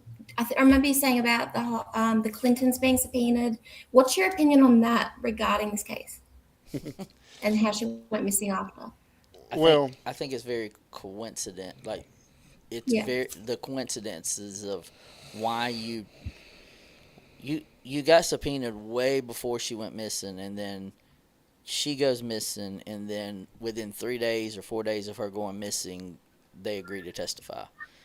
Normally I would not think anything about it, but the connections that they have to the family has to the Clintons has me going, so it's something that you have to look into. Yeah, and I don't mean to cut you off, Mike, but here's the deal, guys. We're not getting political, so we're not going down that road, but the facts are the facts. And there's a lot of people that have gone missing or disappeared or unalive that have had connections with that, going back from him being governor. Well, the facts are the facts, and these are the facts. So the Clintons were subpoenaed on August the 26th of 2025 to testify before Congress on the Epstein files. That's a fact. Okay. They did not agree to testify until February the 3rd of 2026. That's a fact. Okay. So it's not getting political. We're not doing any of that, but those are the facts. And it's very coincidental they don't agree to do something until after February the 1st. Well, and here's the thing, right? If this case had not had happened, right, that would be headline news. That they're testifying. That they agreed to testify. Yeah. But since it was not, since the case did happen, unfortunately, that was back page news. Yeah. Right? And, like, I don't care what, there again, politically, like, there's things that go in the government that are wrong from both parties, this, that, and the other. And Deb is right. I don't mean to cut you off. Deb, you're right. I mean, Epstein files deal with Trump as well. They do. You're exactly right. Yeah. I mean, this is not one side of the aisle or the other. Yeah, but what I'm saying is Trump didn't agree. Trump wasn't getting subpoenaed to testify 3 days after she went missing. That has nothing to do. It does. Like, you have Trump. You have a bunch of political people. You have,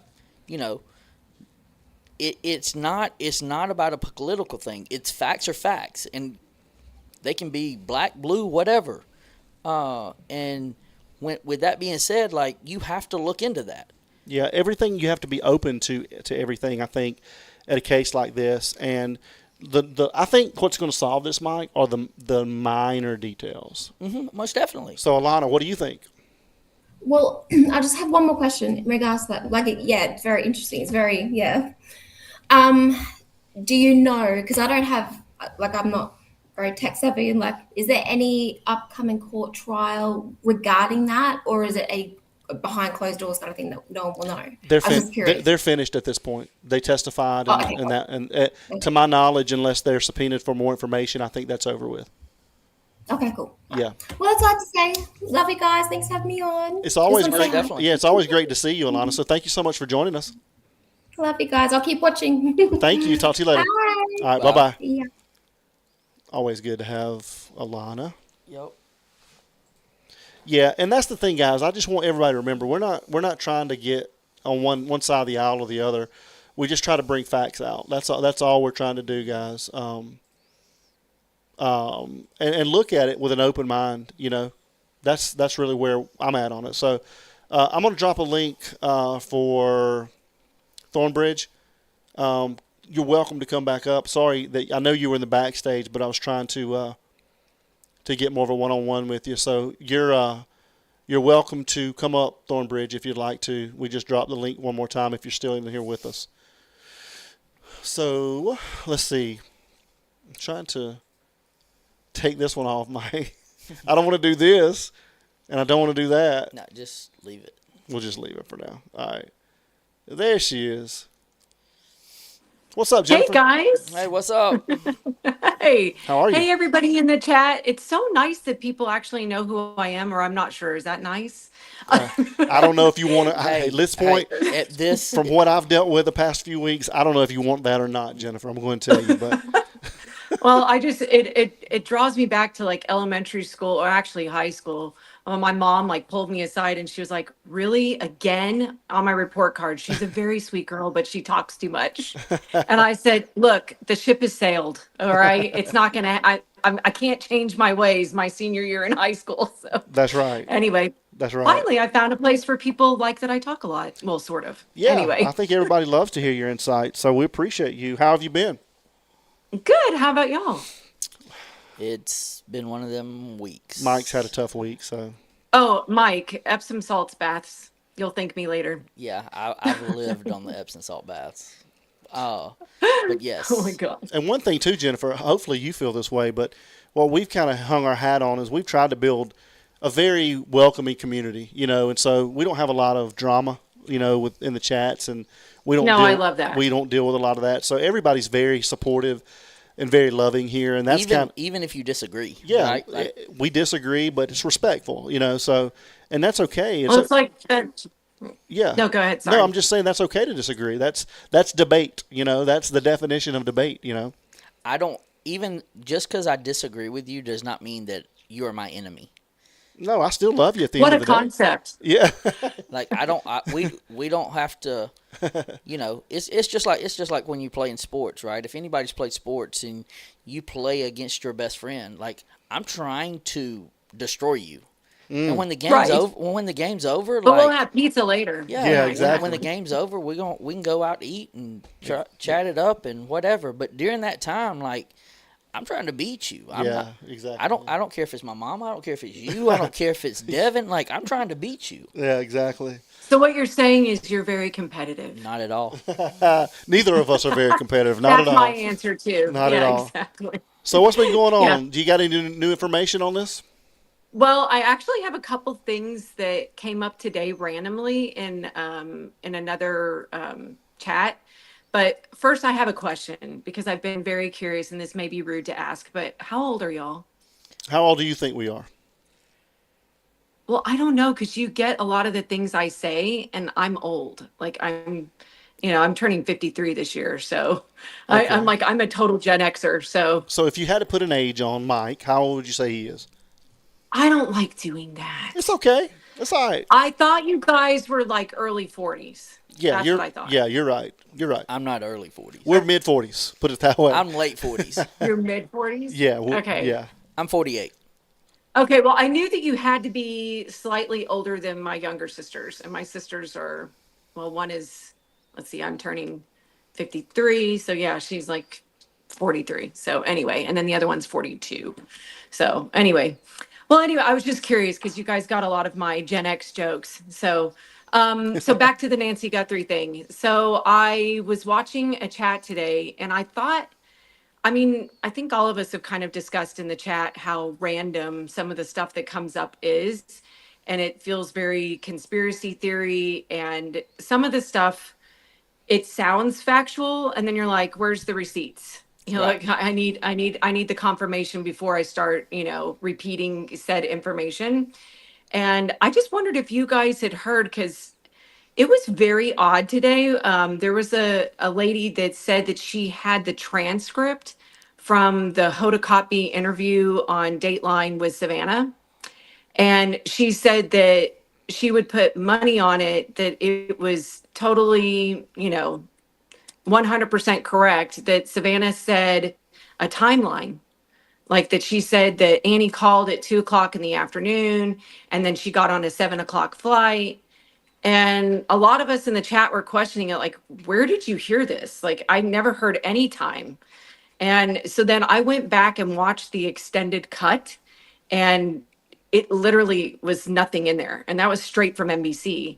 So then she played a clip, and it literally said a timeline in it, but it was pieced into what the original clip was. And it kind of freaked me out because I'm like, that's AI. I mean, it's totally AI. Like there's no other clips out there, and there's not an unedited clip. So I just wondered if you all had heard any crazy stuff like that. I haven't. I haven't heard that today. Yeah, I've been doing other stuff today. I try to keep abreast of things going on, but I didn't hear that today. Using all them big words, trying to act all educated. But yeah, I'm definitely interested to hear about it. I didn't hear anything about it. It was just a little odd because then there were people that, were saying, no, I've heard this too. And she absolutely said that Annie called at 2 o'clock. And no, it just said my sister called.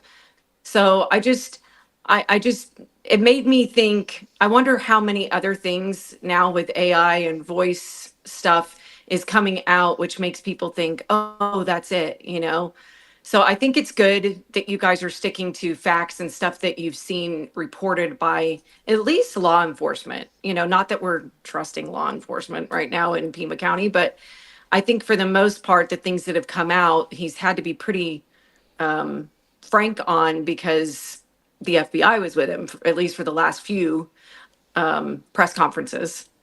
But anyway, Yeah. that just kind of threw me for a loop when I heard her saying, oh, and got on a plane and I was out, and I was like, what? Yeah. And then there were a lot of people that were putting, AI in the chat.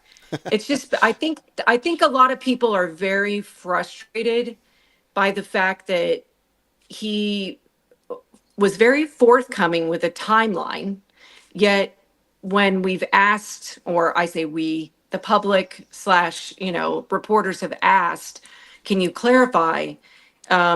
He just said, oh, it's just family, and oh, we think it's about, and it's like, well, I don't know. I think it makes everybody question everything, which is why we're constantly in the chats going, who do you think's involved? It's like, you can't say the family is cleared because we now know that, the federal prosecutors have not said, oh, they're off the table.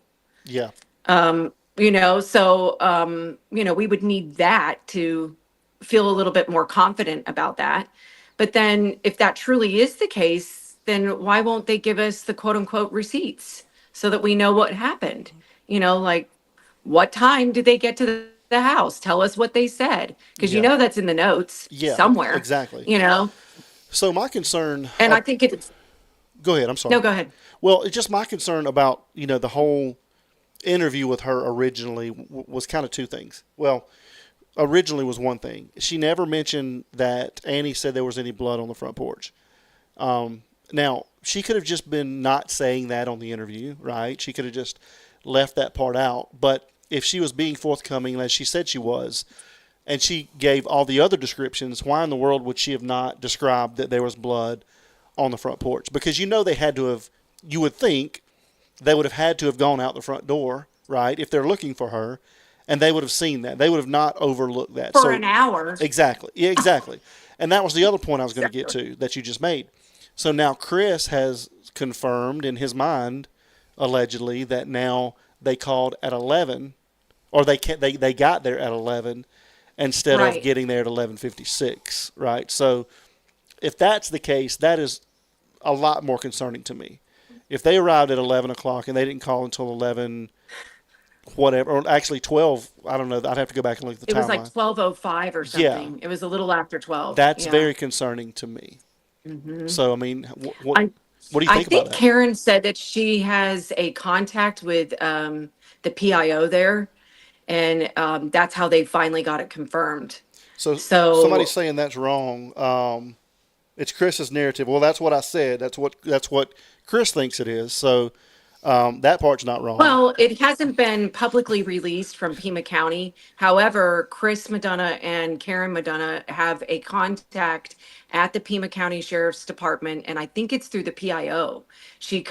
That's what her job used to be, and that's kind of what I think she was implying, is that's who her contact is, and she said it's 100% confirmed. So, quite frankly, that's what he told us on the first interview. So I don't know why it And they took it changed, down. except in that, right. Yeah. In that interview where he changed it, or the press conference where he changed it to 11:56, people started questioning it.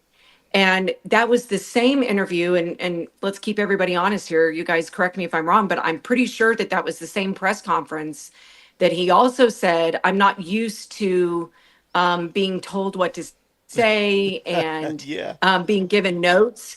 So I feel like there was a lot of, somebody's twisting the proverbial arm behind his back to say certain things, because I think it did make them look not great. And I kind of went over this scenario with my sister because she's not as obsessed with this as I am, and we talk every single day. This is the one that's a little bit younger than me. I'm the oldest of four girls, but anyway. Okay. So the one that's right below me in age, I was talking to her the other day, and I was like, "So what do you think?" I said, because I really, really want to hear somebody that's not obsessed with it and constantly in chats. Like, what do you think happened? And she said, I think if there was an hour, I would have to understand what the hour was for. And she said, I'm trying to go through like what I would do. And we're two very different personalities. I'm the chatty one, and she's the one that likes to just listen and focus. And she said, honestly, I think I would have panicked the minute I saw blood, the doors open, and all of her things there. Like I would have been like, we need to call somebody. Well, and she goes, and I'm not sure what the hour would be about. And I said, well, I thought maybe, everybody's homes are spread out. Maybe they're knocking on doors, but it's like, who else would you call? Well, that's like nothing doesn't make any sense. That's my question, and I don't mean to cut you off, but you got No. you got three sisters. So if you went to your parents' house and you saw that, would you not call one of your sisters first? I would. If I was there, I've tried to play devil's advocate here, and I thought if I was there with my husband, before I called my sisters, I would see that there was imminent danger, like something was wrong. And we do, my mother-in-law is in a very similar situation of not very mobile, of sound mind, but has some knee issues, so on and so forth. And we've actually talked about this between us. She's a very headstrong lady. So I kind of feel like that's how Mrs. Guthrie has been portrayed. And in that sense, I can see why maybe there was, Mom, you need to have, a life alert or something. I'm fine. And, you can only push so far. I mean, it's not like they're a child, it's an adult. So, you can only push so far and when somebody's pushing back. So I've tried to play devil's advocate and give some grace here to the family, maybe not having certain safety measures in place. And then I thought if my husband was with me and I saw that, then I would probably be like bouncing it off of him. Like, don't you think we should call 911? Like, I really think I would, because my mother-in-law is a creature of habit, and there's certain things that would be stand out drastically. For one, my mother-in-law also enters through the garage Yeah. because it's not two doors to go through. Right. It immediately goes to her landing zone. So but we do not let her walk in alone. Certainly. We want to make sure that she gets in, lights are on, and we've done this multiple times. So again, I'm just going over what I would do, and I would call 911, tell them we need somebody to come over, and then immediately I would be calling my sister. Yeah. So I don't think my sister would be the first call, especially since, much like Nancy Guthrie, we're the ones here. My sister isn't. So I think I would be handling the I think- situation here and then alerting the family. But here's my question though, right? Like, so we know she's not mobile, and from everything we've been told, on a good day she can get to the mailbox, right? So Exactly. if I'm sitting there, and I go over and I let's say I go in the garage and I go in the house and I'm starting looking for the house and I don't see her, I cannot find her. I walk outside. My first instincts, coming from former law enforcement, my first instinct is I'm going to call my brother or sister and be like, hey, did she tell you she was going with somebody? That would be where I first went to. Now, if I saw the blood. Well, and I don't mean to cut you off, but that's what I was going to say. There's a contradiction here to me. If they didn't see the blood, right, I would have called my sister first. So she didn't mention the blood on the interview. So why did she not call her sister first? If they saw the blood first, then of course she'd call 911 first. So to me, that says a lot toward the interview that Savannah gave as to what Annie said to her. Like if Yeah, but she said that the police were already there. So which means she waited even longer to call her sister. Correct. So what I'm saying is I would have called 911 first, which it sounds like Annie did, but then it sounds like she waited a really long time, because I don't think Pima County got on site. I think they got on site pretty quickly. 12:15, but I still think it something was like that, yeah. okay. Yeah, like 15 minutes or 10 minutes after she called. So that's a long time to not call my siblings. That seems very odd. And I think if in that case, because I am one of 4, there may have been a chain of order, like, look, I've got to handle things. Can you call the other sibling and tell them what's going on, and tell them they can call me or text me, but I'm probably going to be busy with the police. I'm waiting for them to show up, So the fact that Cameron wasn't the one to call Savannah and tell her what was going on, then that means I thought, well, again, I was trying to play devil's advocate. Like, maybe they called Cameron first and then she called Savannah. So it doesn't sound like that's what happened, though. Yeah, I didn't mean to cut you off. Go ahead, Mike. A lot of it is based off of, and Ramjammer. I mean, he's correct. How often do they use the front door though? Right? Like, the first thing I'm going to do is if I go in the garage or I go in the back of the house normally, and I don't use the front door, and it's used for guests normally. I don't know how they could miss the blood. I don't, but as they're sitting there and they're going through the house and they start panicking, they might not have opened the front door. Just the fact. I disagree. You think they opened the front door? 100%, because you're going, wait a minute, why are their doors open? Where did she go? What happened? Doors. But my back doors are propped open and a gate is there. What would cause me to walk to the front door? Nothing. Because I would be walking around the house just to see if there was anything else weird. But when you pull up to the house, you got to pass the front door. You might not see that, and you're going into the garage, right? Now, if they pulled into the circle in the roundabout, that's a different story. I'm going to probably go into the garage. But if I'm going, no, I agree with you. I think they went through the garage too. But we're if I'm If looking, this was a 5 minute yeah, show up and call yeah, 911, yeah, I yeah. would totally 100% agree with you. If I'm We're looking talking about everywhere, an hour. yeah, if I'm looking everywhere for her, and I kind of think that I'm going out every door.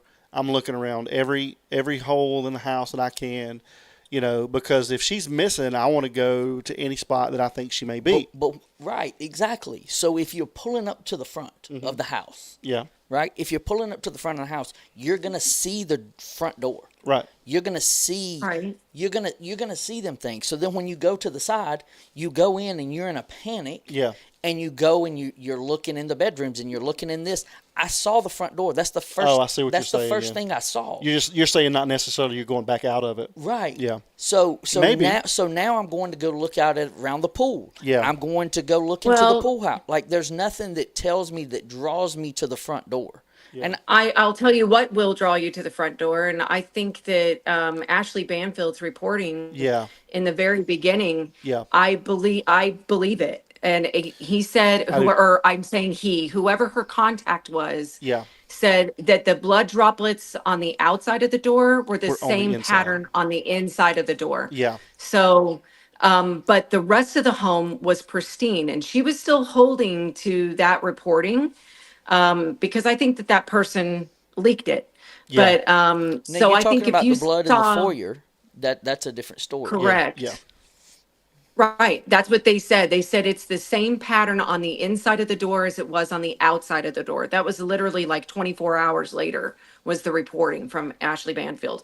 So I think I believe that because everything else has been accurate. She mentioned the cameras were smashed and taken because there was some, glass or whatever. And then she also said the doors were propped open. And so I feel like that reporting was accurate. And if we go with that, then why aren't you looking out the door? Or unless her tile is just weird on the inside and you don't notice the blood right away. I don't know. Maybe she has really dark, like I have black tile in my entryway. So maybe she does too. I don't know. Yeah. But I'm with you. I mean, I think that if I'm looking for somebody, I'm going to look. I see what Mike's saying too.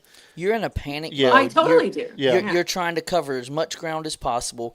I don't think they looked. I think they skimmed, and then that's a difference. That's the only way I can say,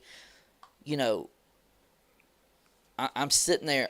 I still calling the police, right? Like, hey, I get all the calling, but when I pull up and I'm already in a panic mode because mom hadn't showed up. Yeah. I'm already thinking the worst, right? Like, no matter what you try to think positive, but you're like, well, what Yeah. if, and this, that, and the other. Yeah. We know she's not mobile well, so we're going to think, hey, I'm going in, she's probably fallen, she's probably this, like she might, whatever. So we're going in the house, we're searching the house frantically. It ain't like it's a methodical search, y'all. right. Like, you're right. not going to be going in, hey, we're trying to preserve, evidence or this. You're not thinking that somebody's kidnapped. You're not thinking about any of that. You're thinking about where the hell is my mom? Yeah. And you start panicking. So the first person I'm going to call is who would be the closest to her, right? Like, hey, did she tell you she was going anywhere? I'd be calling hey, have you heard from her? No, I haven't. Then I go, then I'm like, I start dreading for the worst of like, okay, she's not mobile. The wandering off thing, I've never gotten. Just due to the fact that they think she kind of wandered off. Well, and they came back and they kind of explained that. Recanted. Yeah. They recanted. Now, but again, Jennifer, and I kind of agree with Jennifer. I think Ashley Banfield has been on point, and from day one, she's had her beliefs on this, Mike. And just putting it out there, her contact said, allegedly, keep your Right. eyes on Tommaso, the son-in-law. And then the contact said there was blood on the interior of the home as well. So, yes, if there's... The only other thing that would change my mind on that, sorry. No, go ahead. No. My brain was going faster than... I know how it is. No, go ahead. That's okay. The only thing that I think would have made me take pause from the rational part of this, which, Mike, I think that's very rational. I really do. I think that's a rational succession in your mind of what you would do.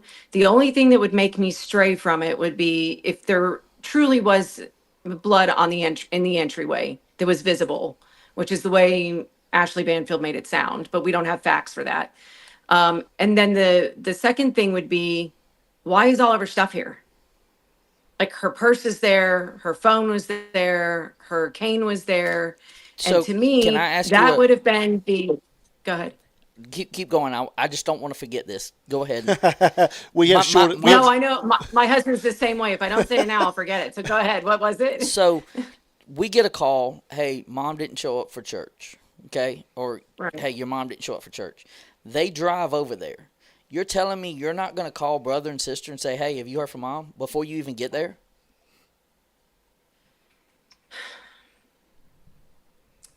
If she's religiously at church, if she's always but Savannah's in New York. So, and Savannah has been I think she was about to return to the Today Show. She had been on leave from having voice box surgery. Okay. So I know she's not busy. So why not go, hey, have you heard from mom? Because right now she didn't show up for church. I mean, you're probably right. I'm just one of those that I wouldn't want to freak somebody out until I could see for myself that something was not copacetic. And it's like, okay, what's happening here? So I would want to show up and be like, did she just turn her phone off? Like, is her battery dead? Yeah, that makes sense. Like, you know, see, with me, what happened? Or did she fall? I think the thing that's bothered me about, go ahead. If I get a call going, hey, mom didn't show up for church, and she's always at church, I'm going to be like, okay, so I'm going to go over there. And during that ride, I'm going to call somebody to get my mind off of, hey, did she do, hey, I'm going to be trying to narrow things down. You're probably right. I'm going to go, hey, or call my brother or say, hey, did mom tell you anything about her not being there? Or did y'all go out to breakfast or did like anything? And that's not causing any like stress. That's me eliminating factors, right? Instead of going, hey, mom didn't show up for church today. I'm going over there to check her out, blah, blah, blah. Just, hey, have you heard from mom? I don't understand none of these phone calls happening within 10, 15 minutes. Yeah. Oh, yeah. The fact that all of these phone calls took an hour plus, I think, is perplexing to every human being on the planet. Yeah. Every scenario you lay out is like, yeah, why didn't that happen? So none of this is adding up to just I don't care if you're estranged or, you know, you don't talk a lot or you haven't seen him in 5 years. No, this is weird. All of it's weird.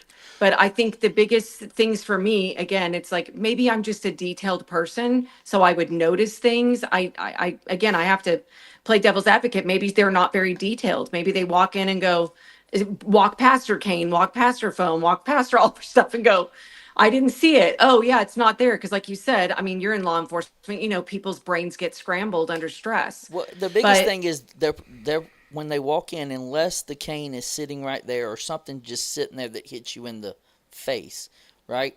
Right. You're looking for her. You could care less if her purse was there. Could care less if her phone, like, unless it's just laying there, right? Like, I'm not going to, hey, is her phone here? Is her purse here? Like, I'm looking for a body. I'm looking for something that goes, that I get a hold to. All the other details don't matter at that point until I see her. Now that I can't find her, then now I'm going, let me look for her phone. Let me look for, is her car here? Let me look for these kind of things. So going in the garage, you see the car there, you walk up the steps, I'm panicking, or I'm kind of chill. I walk in, maybe she's just like, I don't see her in the bed. Okay. Let me go to the bathroom. Oh, no, she's not there. Maybe she's out at the pool house. Oh, hell.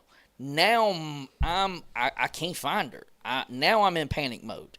Let me go over and look and see if she fell in, you know, wherever, right? Like, did she wander off and fall in a pool? Did she, you know, them kind of things, like, you start, and then all hell breaks loose because I can't find my mom, right? So but then logic, I would think, would have to kick in at some point. And the fact that the doors were not just propped open. They were propped open with large flower pots. The back and And that gate. and the gate was propped open with a large flower pot. The other thing that I don't know if anybody noticed, and if you can find the clip of that, it would probably be awesome because I would love to see what other people's reaction is. I don't even know if anybody else noticed this, but when the feds were there, and I'm talking about the DA, when they were doing their walk around the house, I don't know if you all noticed when they went in the backyard and they were leaving out that said gate that was propped open, that they all looked down at the sidewalk, like that was, pointing towards the gate. And one of them, like, literally made a step over a certain spot, and they were all looking at that spot in front of the gate on the inside of the pool area. And then they held the gate open and people walked around it. We're talking like 3 or 4 people. I'm like, what was on the ground? Was there was something on the sidewalk, and I kept asking that, and nobody else has said anything about it. So I'm like, well, something was there because they were pointing at it, and then they all stepped over it.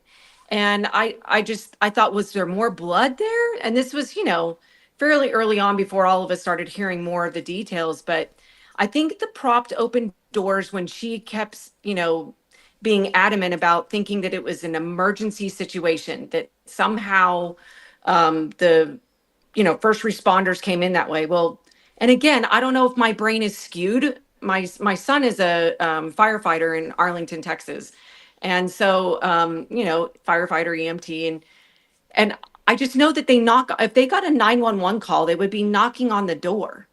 So first of all, who would make the 911 call? It's not a neighbor. It would have been Nancy. So if she was conscious enough to make her own 911 call, then she would have been conscious enough to take all of her stuff, and they would have taken her stuff. I mean, I listen to my son all the time. They're grabbing their wallets, they're grabbing, whatever they need to do. And usually I would think that it would be customary to go to the front door. So I think if my brain was going, uh-oh, did she have an emergency and they used a gurney? Then why wouldn't you look at the front door to see if there was any card or something left behind? It just, there's so many things about this that just Yeah. don't seem logical. It's like I said before, I feel like I'm at the Mad Hatter's tea party and I'm supposed to act like everything's normal. Like this is not logical. I'm a lot like you. I'm very detail oriented as well, like very detail oriented. So everybody's different though, right? And so Right. I can see, because I'm a lot like you. I would have probably done the same things that you said. But I can also, like, some other members of my family are more like what Mike's saying. Like, some people, everybody responds Agreed. and reacts Yeah. differently. So, but it does seem Well, a little. especially to extreme stress, right? I mean, yeah. Yeah, and what people normally do, right, under normal circumstances, when stress hits, is just, hey, for instance, you're the type of person where you're going to think and you're methodical and you're this and you're that. But when shit hits the fan, all your stuff, all your personalities and all, like, what I'm saying is, like, who you are, all that changes. Why? Because somebody needs you, right? Like, so it's that I've seen you go from 0 to 100 real quick when you needed to, right? Without any thought. Yeah. Without any, hey, I'm doing it, right? Like, you got fight or flight. When you get into stress, it's fight or flight, period. Yeah. There's no, hey, and the flight is, hey, I'm going to sit back and I'm going to watch and I'm going to observe and I'm going to do this. When shit hits the fan with you, there's no flight. It's always fight. And it's not saying that you're physically fighting, but you're doing what has to be. You jump in, right? You jump in and you do whatever has to be done with no questions asked, with no, and maybe they wasn't that way. But I can only say, why wouldn't you do this? Because that's where I'm coming from. Yeah, right. No, I'm like Jennifer. There's just so much. This is all crazy. It is so crazy. And I think we would leave the family alone if they just gave us an accurate timeline. So hearing that it's an hour of this conversation is just weird before 911's called. I don't know. Totally agree. And you would think that if the law enforcement would want to take that heat off of them a little bit, then they would give us a little bit more information. And then they would be like, so let's put this out there so that these people can kind of chill out on this thought process a little bit. So the fact that they're not tells me even a little bit more. So I don't know. That's kind of what I think. But I'm like you. No vehicle, no timeline, no, other information, leaking out. And I mean, look, we could all be wrong. Maybe they really are at square one or zero.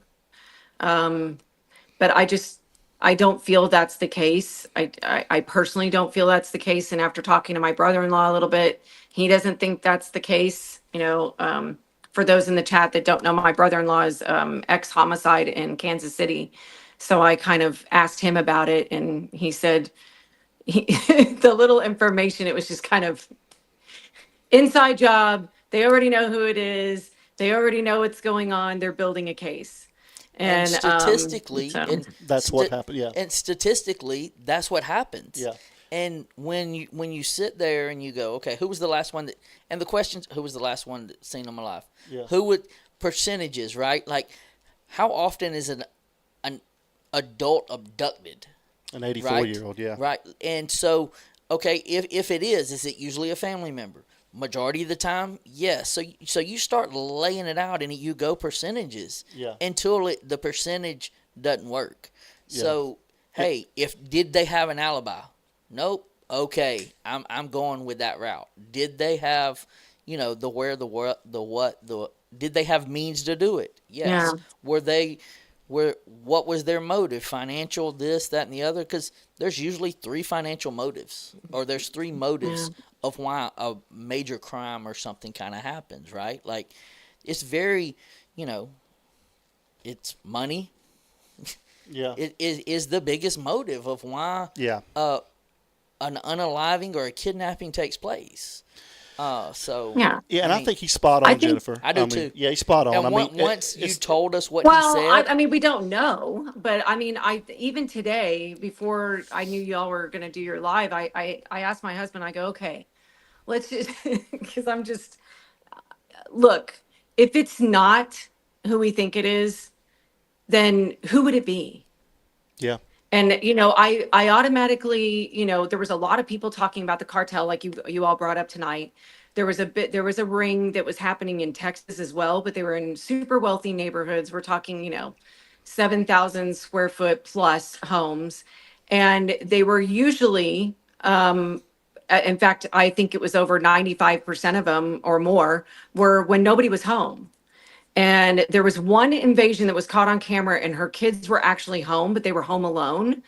And they called the police, and literally the minute the kids started screaming, they turned around and ran. And it was, 4 guys in masks and black, whatever, I mean, they were dressed to the hilt. So I kept hearing that, no, these are people that just want the stuff. They don't want to mess with anybody in the home. And they, that's why on your tape, they even said, don't let people know when you're going on vacation, because they want to go when nobody's there. I don't think their interest is in, harming people. So if we go in with the concept that, they thought Nancy was out or gone, well, then why didn't they just leave? Unless she fought back, right? Or unless she grabbed a mask or whatever, and they thought that their DNA was on her at that point, I just feel like she's a little bit smarter than that. And she didn't have hearing aids in. So that would make me think that it would be difficult for her to even hear them in the home. Yeah. And I mean, if there's a car in the garage, I just feel like there's a lot of factors to when these guys come and what they do. I usually don't think it's an occupied home. So again, say she did.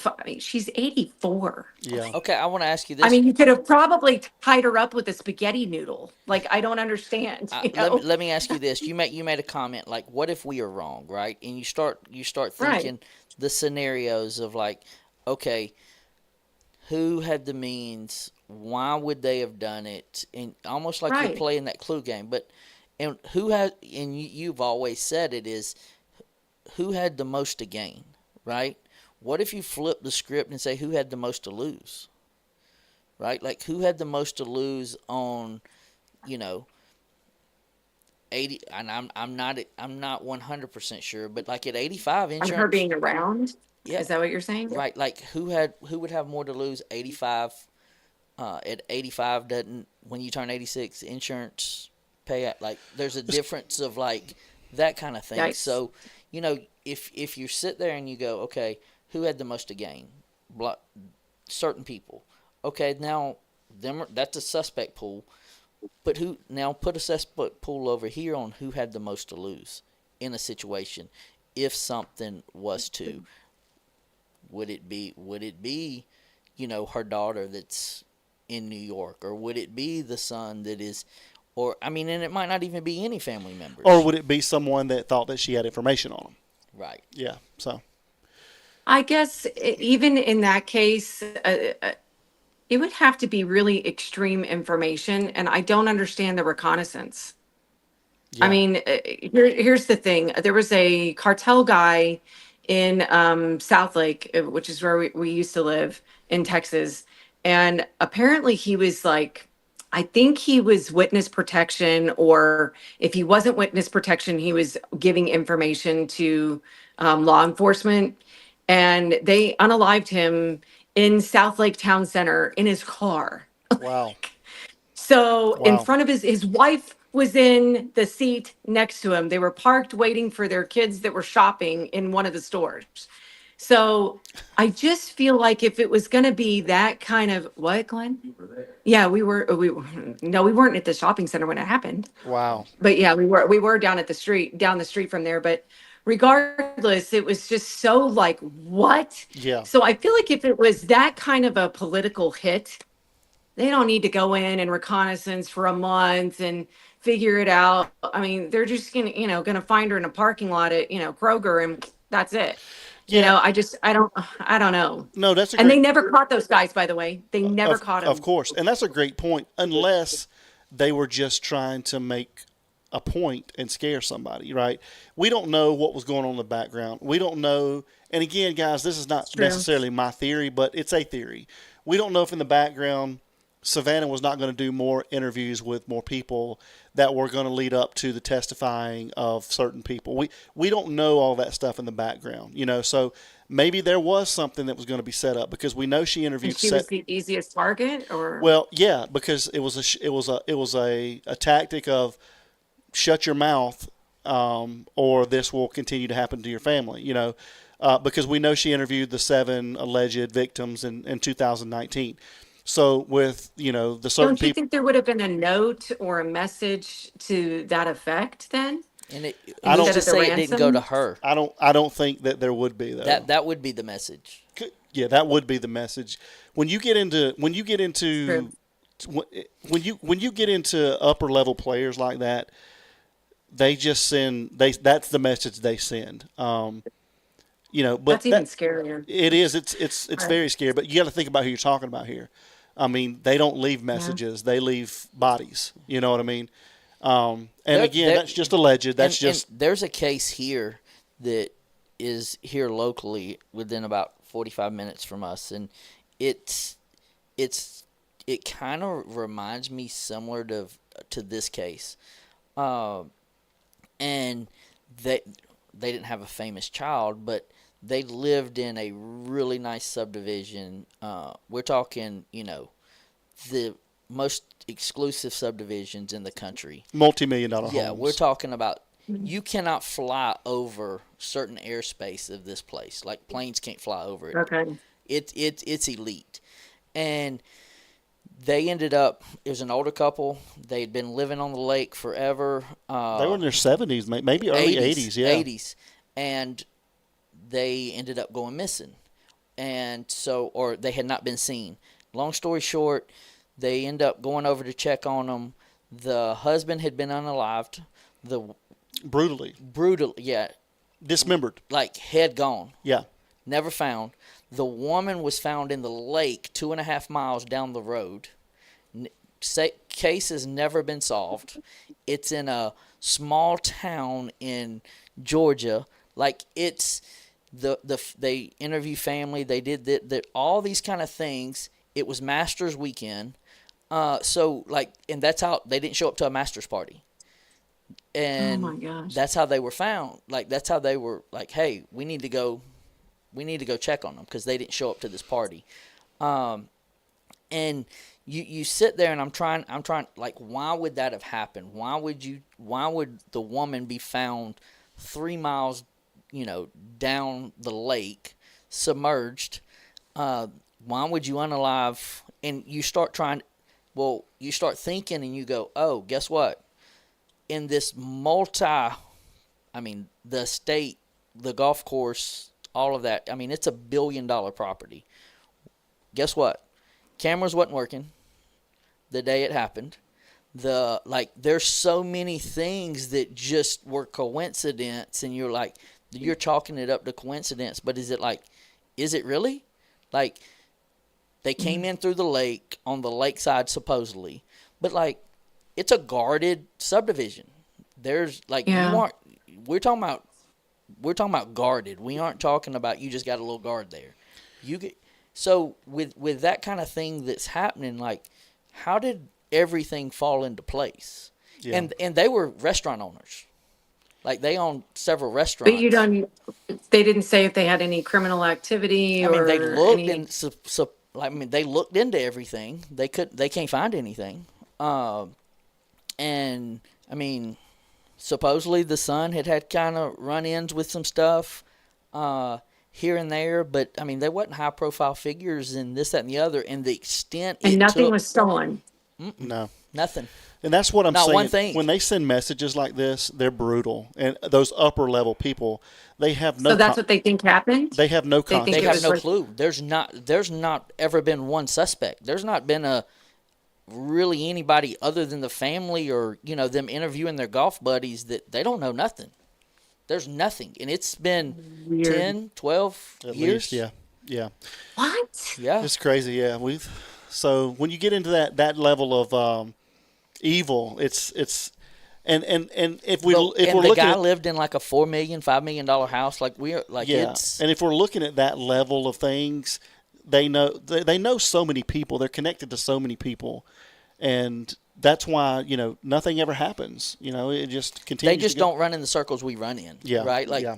And I guess, but that sounds more like a first generation hit versus a, you know what I mean?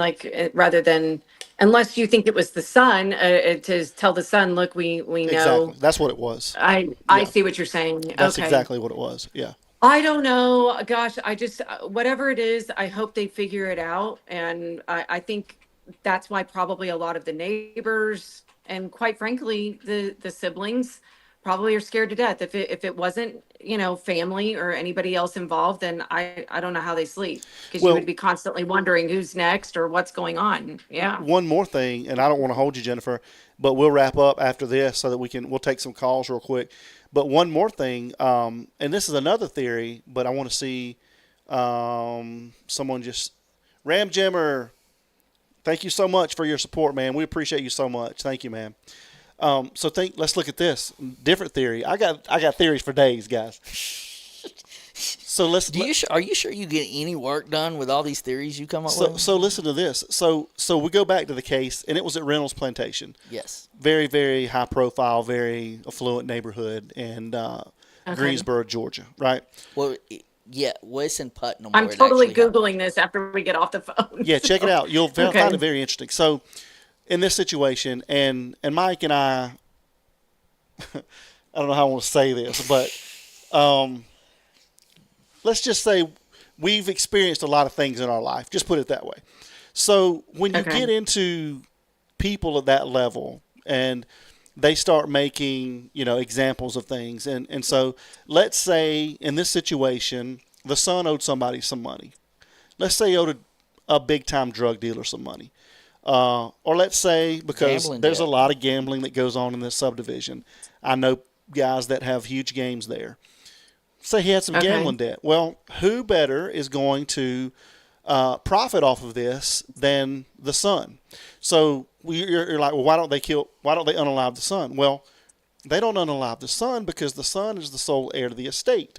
That's how he's going to get paid. So now that's how they're going to get paid. So let's go back with another theory here. Let's say that a particular person Was in gambling debt. close to the family, was in gambling debt, because we all know Have that you guys have you heard that though? Like, do you think that 100%, is anybody? 100%. Okay, And I've this is heard it, but I didn't know it was confirmed, and you never know who this is said not what. accurate. So. I've heard up to $50 million, but there's no way they would have let this guy get up to $50 million in debt. But what better? Okay. What better? No, I mean the Nancy Guthrie. That's what I'm telling you too. That's what I'm going to. There's no way they'd let this guy. Nobody would let anybody get $50 million in debt. No loan shark would ever do that. So anyway, let's say certain. Why you point to me? Let's say the certain someone was in major debt. We all know that there are casinos about 40 minutes, 35 to 40 minutes from there. So let's say that that was an issue that they had. They found out that certain someone had the power of attorney. That certain someone was the beneficiary of the estate. That certain someone would profit off of this. So how are they going to get paid? That's the only way for them to get paid. So a lot of things happen like this. But don't you need a body? No, you don't. In Arizona, you normally need 5 years, right, for there to for them to proclaim a death without a body. In Arizona, if you have reasonable cause and you have a crime scene, blood that leads to any, I think the definition is any reasonable person would believe that a crime of that stature took place, then within 90 days they can declare death on that person. A no body homicide or death? Okay. Yeah. So now when you say 90 days, so that precludes the 5 years or whatever? It does. Is that what you're saying? Yeah. Yeah. Interesting. Yeah. See, that's what I was. You would have to, if I'm not mistaken, you would have to petition. I think that's a judge's decision. Yeah. Now, here's my question too. Now that we're going down certain rabbit holes, so I heard that again, this is not confirmed, although I did see the real estate photos that she was trying to sell her house a couple years ago. In 24. Nancy Guthrie. Yeah, in 2024, she had her house on the market. Now, we don't know why. Do you know how many days? I don't. I'm going to look into that a little bit more. I'm not sure. I know. I thought I did a screenshot of the real estate agent. It was a guy, and I can't find it anymore. But I was curious about that because I'm like, I wonder how many days it was on the market. And then the other thing was there were rumors going around that she got a not a reverse mortgage, but a what do you call it? Second. Refinance. Yeah, but the home was the home was already paid for. Right. So she would have done it a home equity loan then. Yeah, the last one that I saw was in 2017 when she did that. But was it a home equity loan? Is that what you saw, or was it a refinance? I'm pretty certain it was a home equity, a HELOC. Yeah. Okay. A home equity line of credit. Because I heard somebody say that there were two of them. There was. And then, okay. And I could be wrong. I may not have seen the most recent, but I actually looked into this the other day. And the most recent one that I could find was in 2017. And she had actually done 3 up to that point, including that one. So, but that could have been. That's kind of a long time ago, though. So, Yeah, I mean, yeah. that could have been to redo her pool. Exactly. Yeah. I mean, and plus there was a lot of, I mean, if she put the house on the market in 2024, at least I know when we've sold properties, they're like, look, all the deferred maintenance has to happen as much as possible. Otherwise, we're going to have to give concessions, when they sell. So Right. I think a lot of people noticed that her roof had recently been redone and repainted. And I know there's been speculation like, well, Savannah should be helping. Well, maybe she's not telling her daughter that she's doing all of this. So I don't blame Savannah for not helping out. And I'm sure she would if she knew her mom needed it, it's just all of this is very interesting, and I guess there's too many arrows pointing you too many directions. I know, yeah. And that's what's so crazy about the case, right? Like, there's no. I mean, you go back to the beginning of the case, and you go take a right, and it can take you down one way, and then you're like, okay, we got there. It's because it's all speculation, I guess. And You know how that is. Then you come back and be like, hey, let's go straight. And you go down, and you're going down the trail, and you're like, hey, okay, I can see that. Yeah. And then you come back, and you like, hey, let's go behind us. And there is so, and that's what's so intriguing about the case. Like, and makes me think like, hey, like, let's just keep it simple. What would be the biggest? And I think a lot of the theories that have come out and that have been put out, I think it's a combination of stuff. Like, I don't think it's one set thing. This is what happened. I think there could be several things where, it's interlocked in some way. But Yeah. Go do the. Looks like I last thing, I think the problem that a lot of people are having is that the only leads that we have to go on for suspects are Ashley Banfield saying that, T was the main suspect. And then B, we had the people detained. And so, when the lawyers are saying we can't get a copy of their warrants, and I don't know. And then you see that all of these people are interconnected.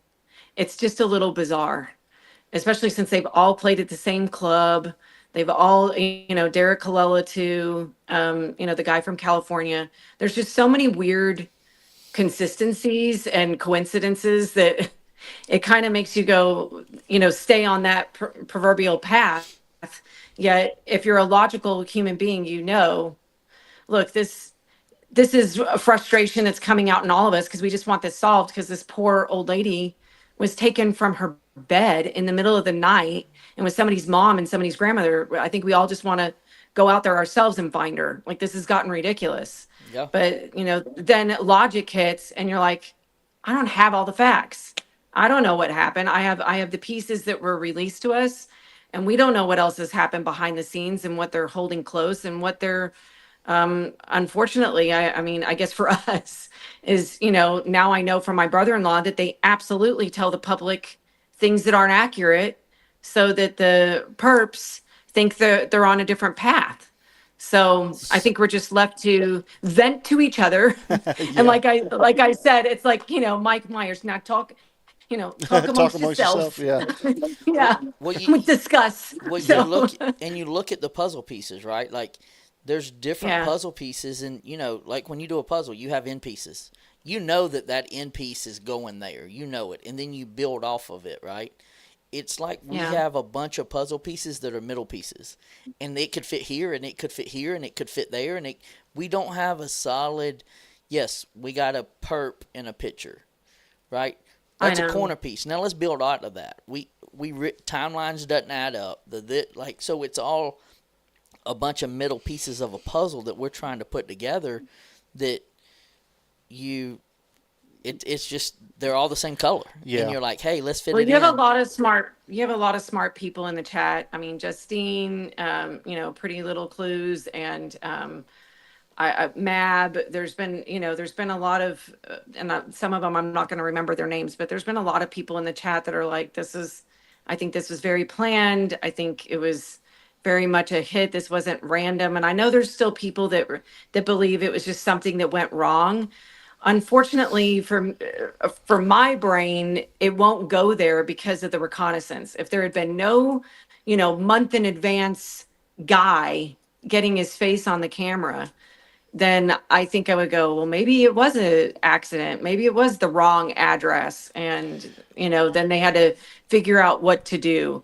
It just doesn't feel that way. And it really does feel like it was a hit with a kidnapping, faux kidnapping cover up, Yeah. to take us in a different direction. Okay. And then I'll go and I'll let everybody's probably, we're sick of her. Get her off of here. No. So Go ahead. there was one person that responded to me, and I don't know if it was in your comment section under your last video, because I didn't get to see your last live. And I don't know if it was yours or a different one, but some guy put this like really long, here's what I think happened. And it was actually, he said it may be, a bizarre theory, but it was actually kind of interesting. His theory was, and forgive me if you're in this chat and I'm getting it wrong, but his theory was that it was A&T, and that the plan all along was to set it up as a faux kidnapping, but that she was unalived somewhere else, and then the staged scene. And again, I know it sounds unreasonable because of the blood and other things, but this was the part that was interesting to me, is that all of us, they weren't planning on the phone call from the church ladies, the ladies that they get together at each other's houses to watch Annie's church service. And so all of a sudden that threw the plan into a totally different realm, because they were going to not be the first ones to discover that she wasn't there. There was going to be a different phone call, a different setup. And now they had to figure out what story they had for why they had to go back to the house, and why it took there was a really great, if I can find it, I'll send it to you, and I'm probably getting it wrong, but I was like, now that's a different theory. I hadn't heard that one. So to give more time to get her to a different location and not be tracked and implicate them at all. So I thought that was interesting. I think that's a great theory. Yeah. I've worked and been on stuff where we think that this is the crime scene, right? And to come to find out, it was not the crime scene. The actual crime scene was 5 miles across town, right? And interesting. And they just made it to look like it happened there. I mean, to the point of like, shell casings were 5 miles over here, and you had no clue. You literally had no clue that they were even related until a month down the road, and you started getting ballistic, and you were like, wait a minute. And that's how you ended up finding out that it was a setup. I mean, to the point of like, they dropped hair and they dropped this. If somebody's going to drop hair, why wouldn't they drop blood? Yeah. I think personally, again, this was very, very well organized, very well planned, and who has the capability of doing that? Exactly. And at the end of the day, it all, to me, again, not blaming anybody, not slandering or defaming, but it all goes back to kind of the same place with me. And again, I think your brother-in-law, right? That's who. Yeah. I think. Yeah. And that's what I said from day one too. That's the simplest thing that makes the most sense. And we losing. Can you hear me, Jennifer? Can you hear me, Jennifer? Yeah, I do now. Sorry, I think I've said that from day one. I think that's the most, the thing that makes the most sense, and it's the most plausible. Again, it goes back to who's going to benefit the most from this, and we don't want that to happen. We don't want that to be the thing about it. But usually, at the end of the day, it goes back to, everything goes back to what evidence do we have and what makes the most sense, right? I'm just hoping that jammers weren't really used. I hope that they actually have a lot more footage than they're letting us know. Yeah. I keep hoping that there's the proverbial, smoking gun that they've got, and they're just like, nope, we don't have anything.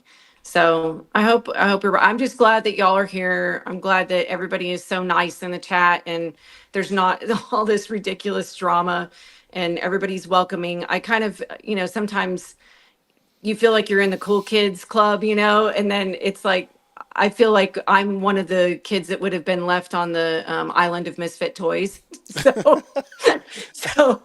I'm glad that Santa picked me up. No. Thanks for having me on the channel, and thanks everybody for being so nice, and thanks for keeping the story alive. I honestly think that that's what's going to help this. As time goes on, I feel like people's fears, if they're involved or if they know who's involved, maybe it'll soften the fears over time, knowing that there are people that will keep them safe, and we just want to know what happened to her and get the people that did this into law enforcement's hands. So certainly, yeah. Hey, definitely check out the Reynolds Plantation. Yeah, so it's I got definitely the names for you. It's Russell and Shirley Dermond. Okay. So check that out. I think you'll enjoy looking into that. Well, your story reminded me of the one where they had all these cameras and they could see the people showing up and they knew they had all the cameras and then still killed them. It was like crazy.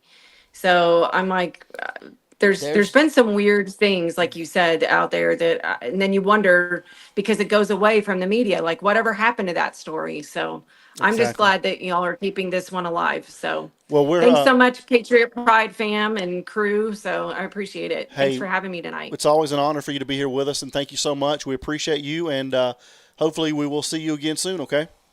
All right. Talk to you later. All right. See you later. Bye bye. See you.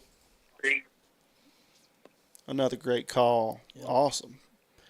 All right, guys. So what we're going to do here for just a little while, just a few minutes, we're going to open up the phone lines, and we'll let you guys give us a call if you guys want to, and we'll take a few calls, see if you guys are on kind of the same page we're on, or where you are in this, and we'll go from there. So if you guys want to call in, give us a call, 470-499-0902. And I haven't said this in a while, guys. So if you're here for the first time, we're Patriot Pride. We're a nonprofit, and we help out military families.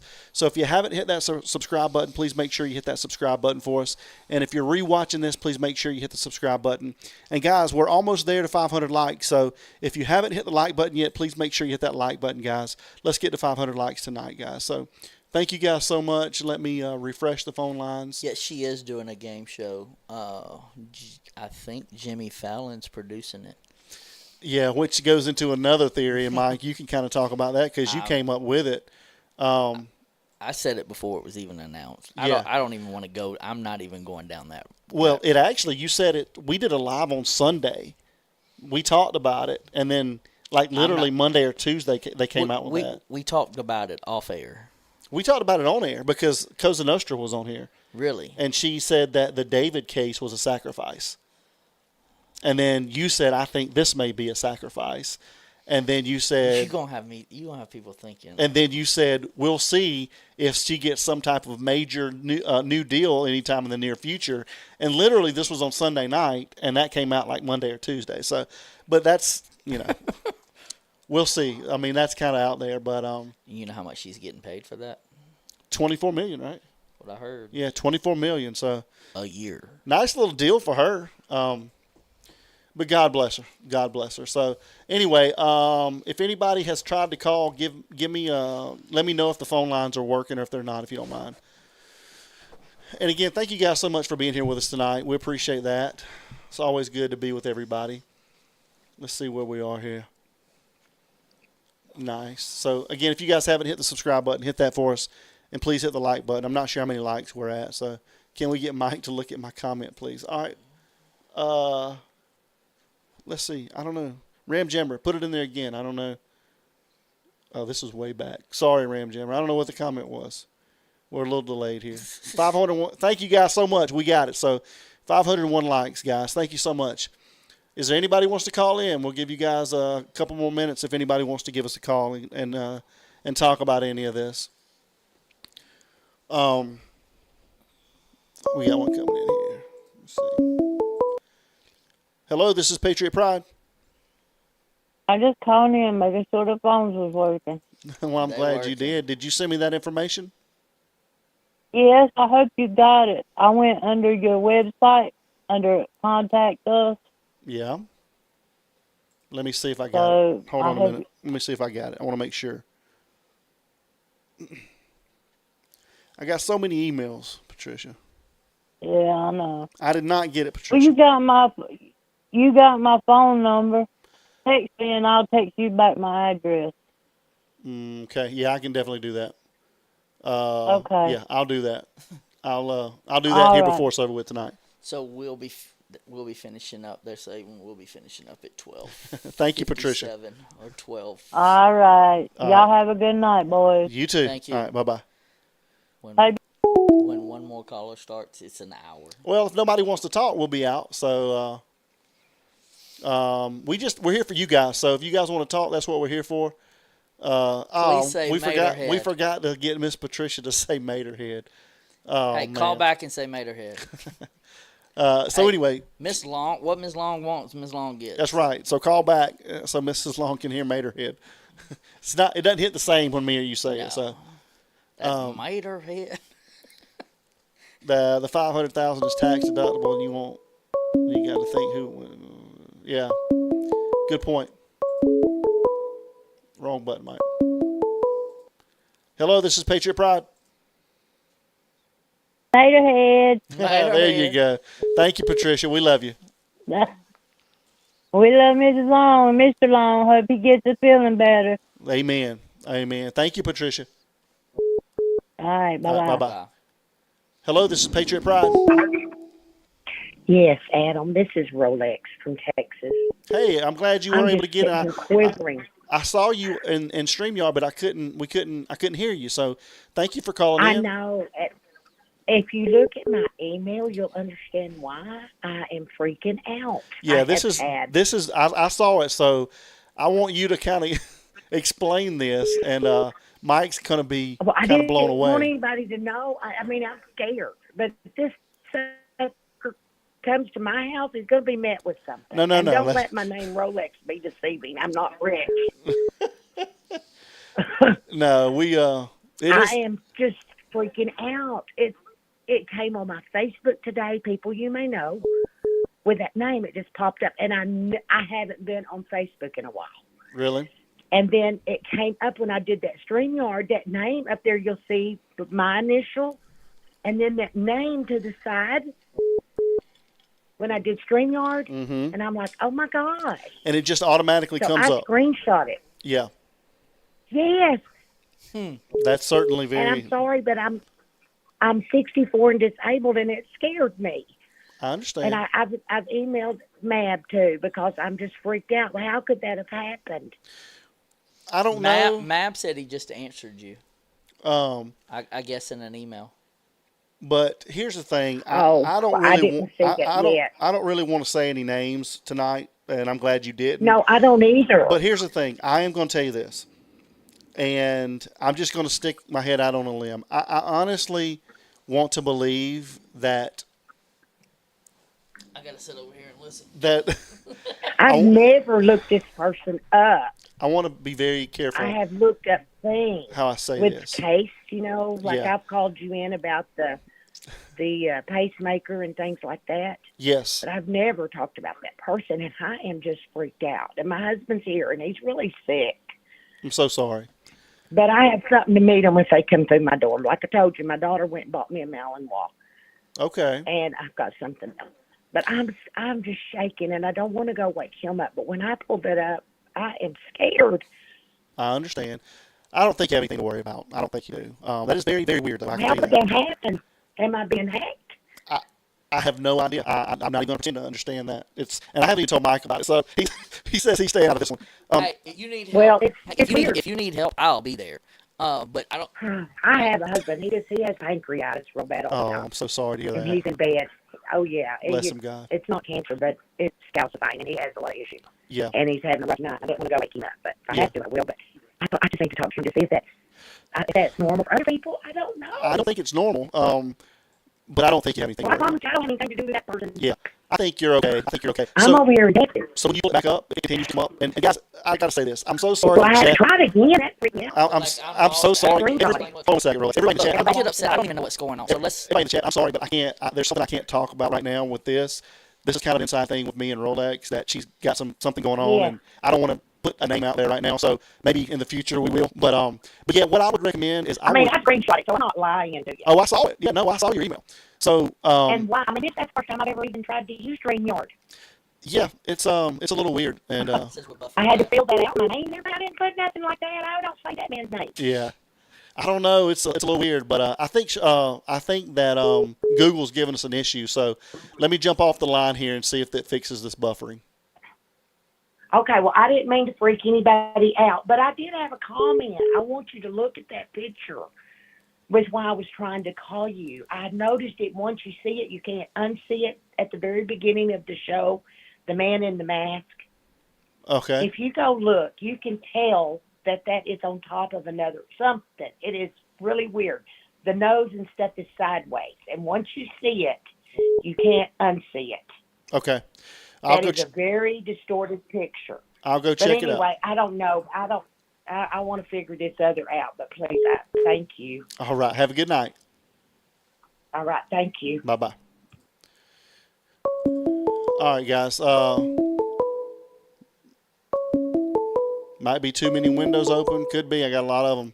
I'm gonna, guys, tell me if it buffers again, because I want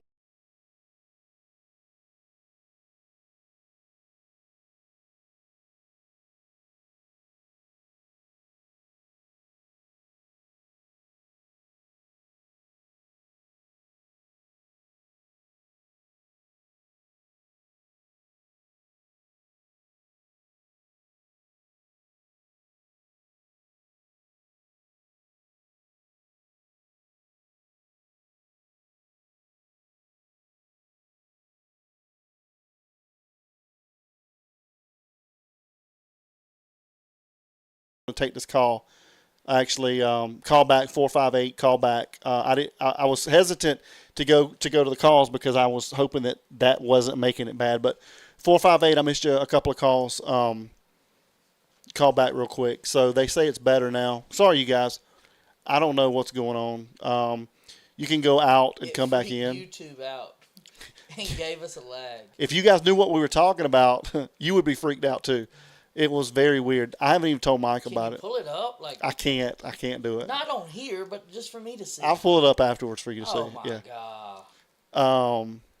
We're buffering again. All right. I cut my jammer on in my pocket so we can go smoke a cigar.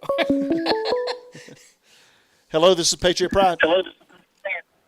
Hello, this is PK from the Pacific Northwest. Hey, how are you, PK? I'm good. Hey, real I quick. missed the whole show. I had to mow my lawn. I got to change my lawn mowing day to a different day. Real quick, I just want to tell you, and I'm definitely not trying to cut you short or anything, but I think Google Voice is giving us some issues. So I definitely want to. I want to go. Okay, they say it's better now. Okay, good. So yes, ma'am. I'm so sorry about that. Google Voice sometimes messes the stream up, so I'm not sure what's going on with it. But how are you doing tonight? Well, I'm good. It could be Google. It could be me. I'm techno challenged. No, it's not you at all. It's not you at all. It was doing it a little earlier. So, but they say we're back. I was just saying that I missed the whole show. I was outside mowing my lawn, so I got to change my lawn mowing day to a different day. Yeah. I keep coming in on the tail end. It's like, oh no. Are you guys going to CrimeCon? It doesn't look like we are. But if we do, Adam's going by itself. Yeah. We had a couple of things come up that I don't think we're going to be able to make it. Well, that's understandable. I don't think I'm making it this year either. I hate that because I really wanted to. I wanted to see everybody, but it is what it is. My little boy got selected for a national team, and they have practice. Oh, that's awesome. And they have practice that Good week. for him. And that is awesome. I've told him that you got to be so proud. Oh, I am. So awesome. he's one of 20, and we head to Naples at the end of next month, so we got to be there. And wow. Take a lot of pictures. Oh, I will. So how are you doing? What's on your mind tonight?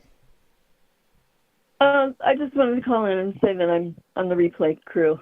Well, thank you. We appreciate that, and we appreciate you calling in. I usually watch a couple times anyway, even if I'm not on the replay crew. Well, thank you. I don't know how you do that. Sometimes these things go pretty long, so but thank you for doing that. Yeah, I turn it on while I'm cleaning my house and stuff. Oh, well, okay, that's cool. Yeah. Yep. That passes some time. It seems like time. I always miss stuff along the way, so if I listen to it twice, then I pick up the things I missed the first time. Yeah, that's a good idea. We always anyway, I just wanted. We always appreciate you. Well, I appreciate you guys. Your show is the best one out there. Wow, thank you for saying that. We appreciate that. You guys have a good weekend coming up. And I'll see you on Sunday night. You as well. Thank you so much. And hey, we may do an impromptu Friday, so look out for that. Oh, okay. Well, and if we do, you need to tune in. Yeah. So we'll see what happens, but thank you so much. It's great to hear from you. Okay. Okay. All right. Thank you. Bye bye. We're back, Mike. I think we're back. I think we're good. So sorry, guys. I don't know what's going on. Sometimes that's just the way it is. But we're back, dude. You owe me 100. We're back, dude. So you guys can call all you want to now. Now we're gonna go smoke a couple cigars here in a little while. You say that, and then at 12:47, you're gonna be like, "Hey, you want to smoke one?" And I'm like, "No, bro, I still got to drive home." So I'm trying to catch up on these chats. And real quick, guys, if you hadn't hit that subscribe button, please make sure to hit that subscribe button for us, and hit the like button. It helps us out so much. Thanks Everybody's being real everybody nice. in the chat That's awesome. saying congrats. Who was the masked guy in the blue hoodie that you think is the porch guy? I don't necessarily think he's the porch guy, but he's if you want to go back when you have time and if you want to go back and look at the beginning, you'll see that there's a ring of 7 people that were arrested for using Wi-Fi jammers and breaking into people's homes and stealing things. So we just put that theory out there that could definitely be an option in this as well. Slowly going out of sync again. I don't know what's going on. Well, my arm's slowly going out of sync too. Mike had a rough day with his arm. So, all right, guys, I'm going to leave this number up for like 2 more minutes, guys. So if you want to call us, or we're going to wrap this thing up. So we're going to do, Jody Lynn, we're going to do the Speedo thing July 4th. So Mike says we're going to have it on July the 4th. Because we had said either if we went to CrimeCon, I'd do it then. If not, we'd do it for the 4th of July. Yeah. And it's going to be fun, guys. It's really going to be fun, so you guys got to join in. And if you guys don't know about that, then Mike promised a while back that we had like 2 members when we did this. He said if we get 100 family members by August the 1st, I'll wear pink Speedos on our live for 5 minutes. And not thinking. And we're there, guys. So thank you guys so much. We're there and past. Yeah. So there. Let's see. Audio and video is slightly off again. Looks like a dubbed French movie. Oh man, yeah. I would like to do a meet and greet, guys. How about this? Would you guys that are near Georgia, if you're near Georgia, would you guys do a meet and greet with us? Put a 1 in the chat if you would. If you would like to do a meet and greet, if you're near Georgia, put a 1 in the chat, guys. Because maybe we will. Maybe we'll do like a barbecue, and we'll have some Patriot Pride barbecue. We could do the barbecue at Veterans. Yeah. Yeah, we certainly could. So if you guys want to have a meetup, if you're local, it's definitely an option to do. Now, I don't know how many people is local, so. I know one person that will be there. Graham Jammer, I got to say, go Dogs. You hear me? Yeah, for sure. She's not too far away. Oh, I know a person that'll be there as well. Yeah, yeah. I would bet you. Debbie, thank you so much for your support. We appreciate you so much. I bet you any amount of money you want. She would have Knight Rider come pick you up. Yeah, that's what she said. All right, guys, if you want to call, you got a couple more minutes. Like I said, I'm gonna shut this down in just about 2 minutes. I'm gonna take the phone lines down. So if anybody else wants to call, she says when you're in Australia, we'll meet up. Yeah, I'd love to go to Australia. I would too. California. We have a lot of West Coast people that watch. Well, you know why? Because we stay up till 3 o'clock in the dang morning. Yeah, I guess you're right. So anyway, I'm going to be in Texas at the end of the year. Devin plays. He plays for Georgia's football national team for D1 Nation, and we'll be out in Texas for that. Let's take one more call. Oh shit! Look, I love talking to y'all. I do. I really do. But there's 5 things that I tell him he's not allowed to say on air. And it's one more call. And right before we go on, he's like, I'm not going to keep y'all a while. Every time, and them are the main 2. Every time he says them to, it runs so much longer. I'll be honest with you, though. Sikorsky, if you're able to call, I would love to hear the paranormal story that she was going to tell last time. So if you want to call Sikorsky, I'd love to hear that from you, because I enjoy talking about things like that as well. So I do too, but I'm fixing to go get me some medicine. So if Sikorsky wants to call, we'll take one more call. We'll take one more call, guys. So if you guys want to call in, let's see what we're up to here, Mike. We met our goal tonight. Thank you guys so much for the likes. We met our 500 like goal, so we appreciate that. Texas, Arizona, California. I'll try. Mab, I want to know, have you tried the sauces yet? Have you tried the sauces that we sent you? Great show tonight, guys. Wonderful discussion. Yeah, it was a great discussion tonight. 551 likes. Thank you guys so much. We appreciate that. And guys, we just hope And we you hope don't, like, to have 551 likes and so many people, tuning in here, and how many people are going to watch. Like, we had a bunch of people on live tonight that were like elite guys. Oh, yeah. That talk and have a huge, and for y'all to spend time with us. Yeah. Sitting here, that means a lot. Certainly does, yeah. We really appreciate that, yeah. Like I said, when we first started, we had a lot of people on YouTube tonight that are big-time players. And so for you guys being here with us, They're still looking for a cater for weddings. we appreciate that. Hello, this is Patriot Pride.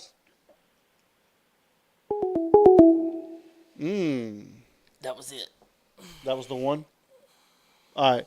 Whoever 860 was, if you want to call back, we'll take that one more call, and then we're going to wrap it up so Mike can go get some medicine. I mean, I'm hurting, yo. Mike's hurting. Mike is hurting. So we'll take that one more call. If you want to call back in, 860. If you want to give us a call, give you just a couple minutes, and then we'll wrap it up. But anyway, guys, we just hope that, I keep saying this, Mike. I'm like, something's going to pop soon. Something's going to pop soon, but I don't know, 116 days later or whatever. Mike is a party pooper. He's hurting tonight. I'll give him a pass tonight. Look, I'm trying, and I told him, I was like, bruh, I'll go as long as I can go tonight. But my elbow it's jacked up. Well, we're going to get you some medicine. And one other thing, guys, remember, if you guys have ordered something, we got about half the orders out today. And we're gonna try to get the other half out tomorrow. So hang in there with us, guys. So thank you guys so much. Real quick, got about one more minute if anybody wants to call back in. Thank you, Mommy. We We're appreciate definitely that. not going till 1:30. No, we're not going to go to 1:30 tonight unless something crazy happens. And still, We'll go to 1:30. Something pops off or somebody calls in that's unbelievable. But Mike might roll out. And that's okay. Hey, and like I said, there's no offense. I'll come back out once I get my medicine in me. Yeah, that's right. And a little food, right? I had a huge lunch today, so I'm good. I'm good on all that. Brenda, you're awesome as well. All right, last chance. Anybody wants to call, we're going to shut them down. We're shutting them down, guys. So, Krista, how would you know I'd be fine? You will be fine. You'll be fine. Everybody, that's my business one of my business partners. I was about to ask you that or something. Yes, you did. Yes, I'm so sorry. Last week was a rough week. Very, very, very busy. A lot of things going on, business and personal. So we got backed up a little bit on the orders, guys, but we'll get them out. Hopefully the other half will be out tomorrow. So mods, thank you guys so much. You guys are awesome as usual. Everybody did a great job, so we appreciate that. And so real quick, guys, we may have and now she goes silent once I call her out on it. We're probably going to have a live on Friday night, guys. So can you give us any detail? Can't give you any detail on that. Trust me. Hey, I do know this one. It's more than likely going to be an open discussion, right? It's probably going to be an open discussion. So we'll have people call in that want to discuss things, and we'll go from there. We'll see what happens. She said, I'm right here. You're being a baby. Dang. So, guys, join us Friday. I think we're going to do, if nothing happens, God willing, we're going to just do probably an open discussion. We may not come at you with any type of hard evidence that unless something pops off or I get some insight on something. But I want to have just a complete open discussion. Mrs. Long still with us. Thank you so much. You have a blessed evening as well. And thank you guys so much again for everything you do, Mr. and Mrs. Long. We appreciate you so much. we can't thank you enough. They're elite family members. So they just the goat. The goats, yeah. All right, guys. Yeah, his elbow is rough. So yeah, so she saw it. She actually is the one who did the cryotherapy on me today. Jim says you need a little apple juice. It'll make it better. You know, I would drink the apple juice if I didn't have to drive home. Yeah. So, all right, guys, join us Friday. Might be a good one. We'll see what happens. So, we'll see what happens on that end of the spectrum. Depending on what time we go on, I might have to get here late. We're probably going to do it late. We'll probably do. We'll probably do a 10 p.m. probably Friday, guys. So I'm in. Yeah. So and it'll be a very open topic, but we may have some. We may have something very interesting. Very interesting to see. Yeah, for sure. So anyway, guys, we love you guys. Thank you guys so much again for everything that you've done, whether you donated monetarily or you just hit the subscribe button and you hit the like button. Everything counts and everything matters, guys. And so thank you guys so much. We appreciate you. Again, thanks for all the mods. Thanks for everybody that came up tonight on the panel or called in. We appreciate you guys. We love you guys, and have a good rest of the couple days. And God willing, we'll see you guys on Friday, okay? Thank y'all. See you later. Have a good night.